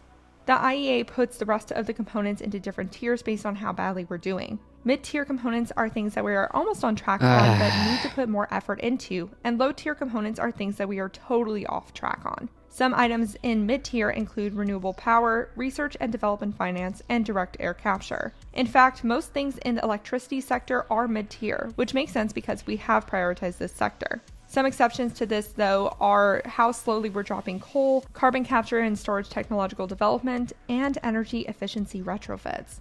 Energy efficiency being on the lowest tier annoys me the most because it would reduce how much energy we would need to add to the grid, and it would greatly help in cases like the energy crisis Europe will experience this winter. It's such a comparatively inexpensive fix compared to adding more energy generation to the grid, updating the grid's infrastructure to take more, and adding battery storage to keep that clean energy consistent. Very disappointing. Some other component ratings put hydrogen technology in mid-tier while biofuels remain in low tier. Most heavy industry targets like steel, chemicals, cement, aluminum, and pulp and paper are in the low tier. And reducing methane emissions is probably one of the most off-track components there is. We are going to need a rapid reduction in methane emissions over the next 8 years if we want to meet our decarbonization goals. Methane is 84 times a more potent greenhouse gas than CO2 for the first 20 years they're in that. So, needless to say, I don't have much hope for meeting the requirements to 1.5 at best. I guess if we do everything right now, if we do everything that we're supposed to do right now, we might be able to do below 2. But, you know, I'm not holding my breath. Worse than all the other hurricanes, there's obviously no climate change, though. True! It's all good. Atmosphere. Everything is fine. It Please continue to do business as usual. is mainly emitted through leaky infrastructure and flaring when we're not talking about the agriculture sector. It's a low-hanging fruit to reduce greenhouse gas emissions effectively. As a reminder, the closer we get to 2 degrees Celsius of warming, and we're currently at 1.1 degrees Celsius, the more likely we will tip global ecosystems to a irreversible state, including a mass die-off of tropical coral reefs. Yeah, and not only that, I mean, like we're just so close to that. If we haven't already crossed over that tipping point. By the way, the channel that she was referencing, her main channel is the Beckosphere, which you should subscribe. I just posted the link in the chat. Are you in Ian's path? Not really. Not really. I'm up in the north. Well, I'm up in the north west side of Georgia, and I don't think that we're gonna get much. Maybe we might get some rain.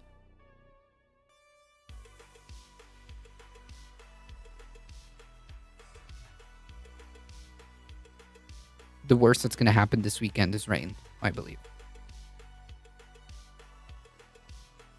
Switching gears, flood gardens could provide a beautiful solution to urban flooding, according to Natural England. Flood gardens are essentially mini wetlands that give the water somewhere to go besides hanging out on the concrete. Reducing concrete and increasing flood gardens, also known as bog gardens, in people's backyards might help increase biodiversity while making a community more resilient to flooding and even droughts, because it captures the water that would otherwise flow into storm drains. If you live in a flood and drought prone zone, as more and more of us seem to be, and this sounds interesting to you, I will leave a link to the article in the source list.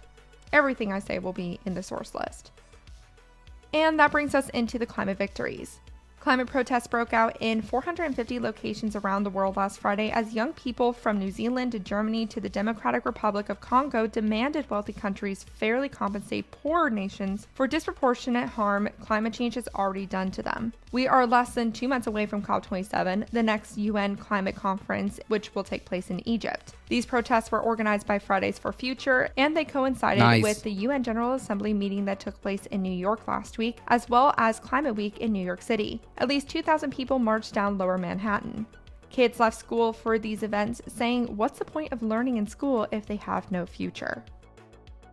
Meanwhile, the small island nation Vanuatu has called for a global treaty to phase out fossil fuels, becoming the first country to do so. They call it a fossil fuel non-proliferation treaty, bringing up imagery of nuclear non-proliferation. The treaty also calls on the International Crime Court to add ecocide to the list of internationally punishable crimes. No environmentally based Rome Statute currently exists, making it challenging to punish companies and countries that destroy other countries' environments. This World Treaty is supported by the Vatican and the World Health Organization, in addition to 65 cities and governments internationally.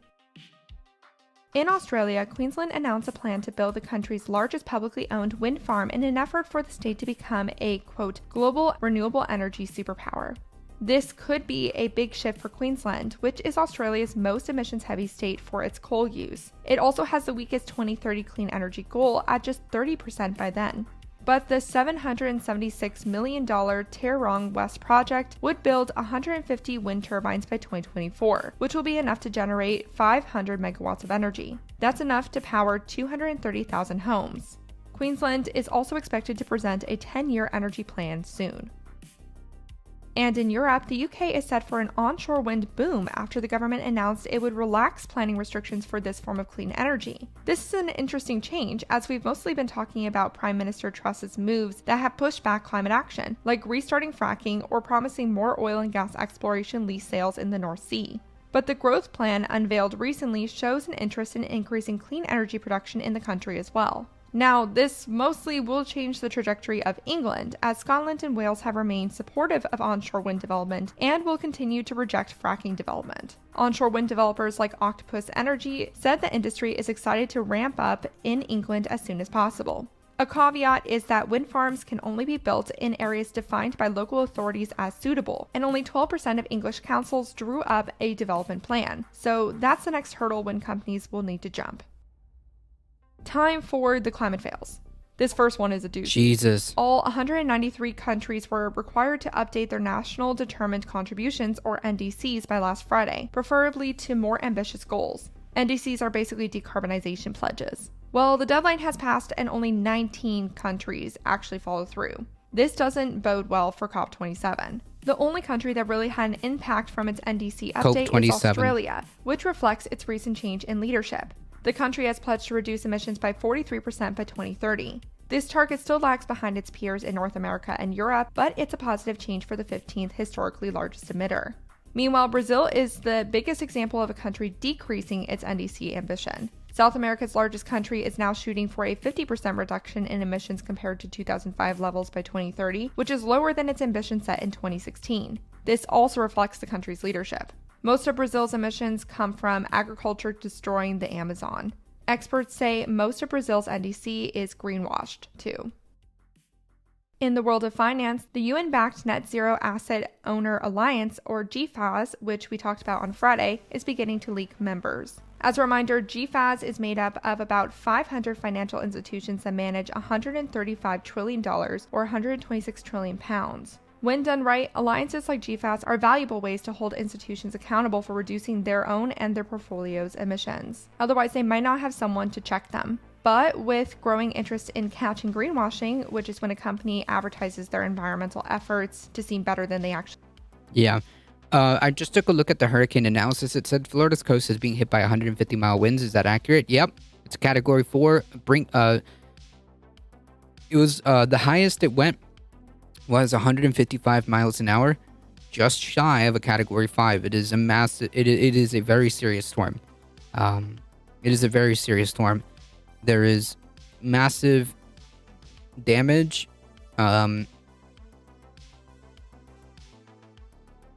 Storm surge is pretty bad. Flooding is pretty bad. I've seen reports from people that are there. Their houses are literally shaking. They're rattling. Hey, look at that! I just got a gifted sub to $27. Nice. It just popped up.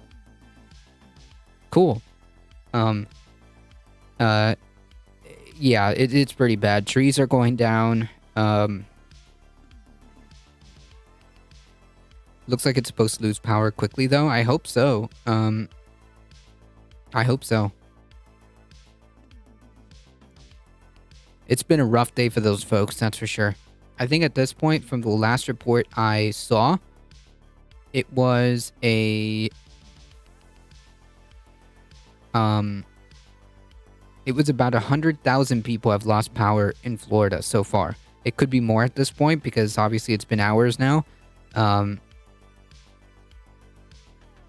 yeah, it's a bad one. It's a bad one. Some GFAS members are finding themselves without a proper plan to follow their ambitious pledge. On Friday, we talked about how Morgan Stanley, JP Morgan Chase, and Bank of America, three of the largest and most polluting banks in the world, were threatening to leave GFAS last week for fear of being sued for not following through with the alliance's ambitious goals.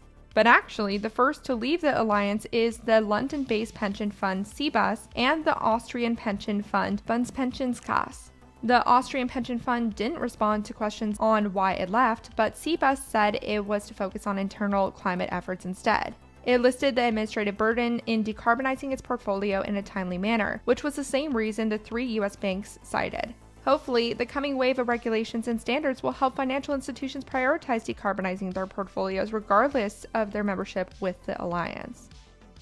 And for the last climate fail, we go to ExxonMobil. We've known for a long time that fossil fuel companies have lied to the general public about the impacts of their product, hence why there's currently a U.S. House investigation looking into that matter. Nice. It's showing it should be a Category 1 by the time it crosses Florida. Yep. Yeah, it's going to do like one of these little upward kind of deals, and hopefully that's the end of it. The most recent evidence of this poor behavior came in the form of 1993 proprietary documents collected from Exxon's Canadian subsidiary, Imperial Oil. Imperial Oil is one of the main oil companies behind the infamous polluting Alberta tar sands. The documents direct company leaders to stress the main uncertainties of implementing a national tax on greenhouse gas emissions when talking to journalists and politicians. This is despite the company's internal paperwork showing they studied the policy and found that it could cause national emissions to plateau and shrink without doing much damage to the economy. If Exxon had supported these policies in the 1990s, we could have already seen carbon emissions peak by now. All of this information and more can be found in 350.org. Jesus. Founder Bill McKibben's new book, The Petroleum Papers, Inside the Far-Right Conspiracy to Cover Up Climate Change. Finally, I want to finish today's episode with an update on West Virginia Senator Manchin's attempt to add an energy permitting bill to the government's spending bill. Speeding up the energy permitting process is very important because it has made it difficult for clean energy projects to enter the grid once built. It was the main missing link in the Inflation Reduction Act to mobilize the clean energy transition. For believers out there, it could be said that Florida's getting punished for something. I wonder what that could be. Yeah. Manchin's bill has gained the support from the White House and Senate Majority Leader Schumer to attach his bill to the spending bill, but he still lacks support from most Republicans and progressive Democrats. On the Democrat side, the main concern is that this bill wants to streamline the permitting process by potentially weakening environmental protections. To try to quell this concern, Manchin has recently toned down the bill by removing the part that would change the Clean Water Act to make it harder for states to block pipeline projects. I'm not sure that this was the only environmental protection issue though, as I saw other articles saying the bill could go against the National Environmental Policy Act, which requires environmental assessments before projects can be approved. Meanwhile, Republicans are against anything that has to do with the Inflation Reduction Act. To try to change their views, Manchin recently highlighted all the great things the bill could do for the fossil fuel industry on Fox News to spur Republican support. Right, which is the problem. Precisely. Claims that it will boost domestic gas production, which will help bring down inflation, despite gas companies already sitting on land permits that they could use to increase supply if they wanted to. Right, and not only that, like, or we could just say to the gas companies to stop being greedy fucks. The Senate will vote on this bill today. I will keep you posted as I learn more. And that was your climate recap for Tuesday, September 27th. If you like the work I do, please follow this podcast, give it a 5-star rating, leave a review, and consider checking out the Beckosphere Climate Corner YouTube channel. Remember to talk about the climate crisis every single day and to support your local news organizations. Bye for now. Peace. All right, cool. Ah, no, that's not what I wanted to do. Come back.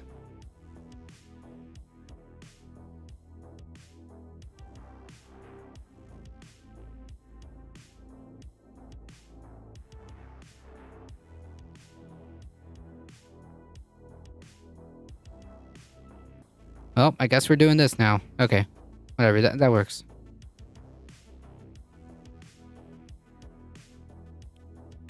This is the main channel.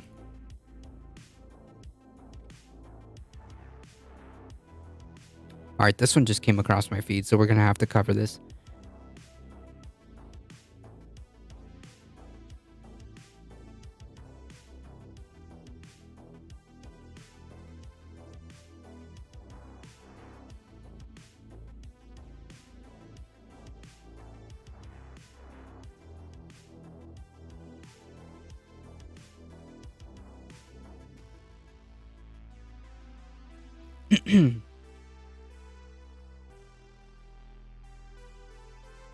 Ron DeSantis appointee resigns after alleged KKK photo surfaces. The picture shows Jeffrey Moore at a Halloween party wearing a KKK hood and robe. No way, really? A Florida Republican has left his job after a photo of him allegedly in a KKK costume made the rounds online. Gadsden County Commissioner Jeffrey Moore, a Republican appointed by Governor DeSantis, resigned from the 5-person county board commission on Friday. The photo reportedly shows Moore at a Halloween party wearing a KKK hood and robe. Yeah. Not a good look. Moore, the one white person in the board with 4 black commissioners, lives in a county where 55% of residents are black, according to the census data. Gadsden County is on the Google border, on the Georgia border, just west of Tallahassee.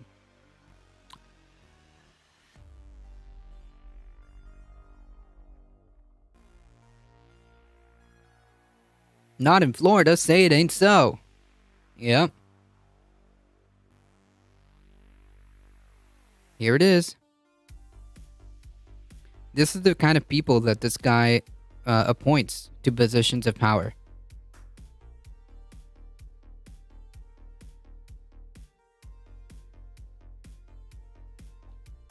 I'm just saying.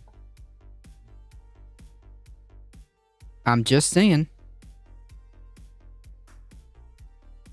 Maybe his values and judgment aren't that great. Maybe this dude's just actually a horrible human being. Maybe this dude's actually a piece of shit.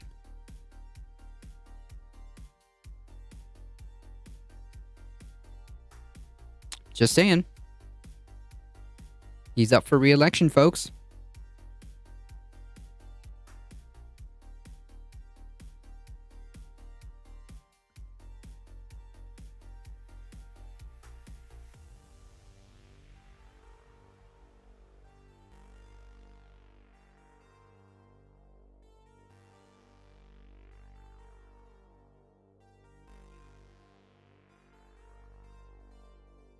Yeah, what a surprise. Wow, no kid, no way.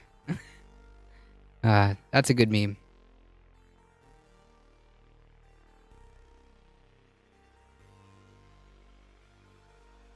Of course, that's the kind of stuff that just happens to catch my eye as we're getting ready to sign off. Alright, folks. First and foremost, if you enjoy the content, make sure you hit the follow button. Spread the word far and wide that this is the chillest place to be for news and politics, Monday through Thursday, 5 p.m. Eastern Time. Join us Sunday around noon Eastern Time for Sunday Fun Day with the co-host. Make sure you subscribe to the YouTube channel. Join the Discord if you want to keep up for any announcements on the channel. Special thanks to Wolf Glenn for gifting out a tier 1 sub and subscribing. Alio with the tier 1 sub. Alio with the biddies. Giant Lobster Man with the follow. Alio with the biddies. Thank you so much for all the support. You guys are what makes this channel grow. I appreciate you guys. Thank you for all the support. As always, please stay safe. Please take care of each other. I'll be on. I hope to see you guys in the next one. See ya.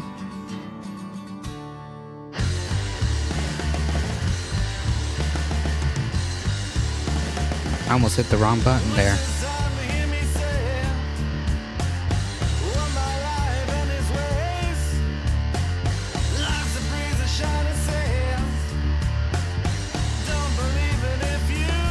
Hang tight, folks. Hang tight.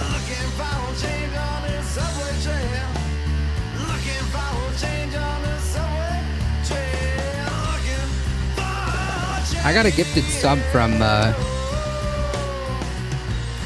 $27, so I guess I'll go, let's get on over there.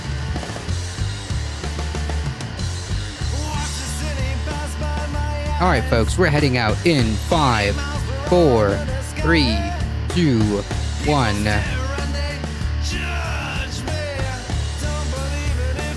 See ya.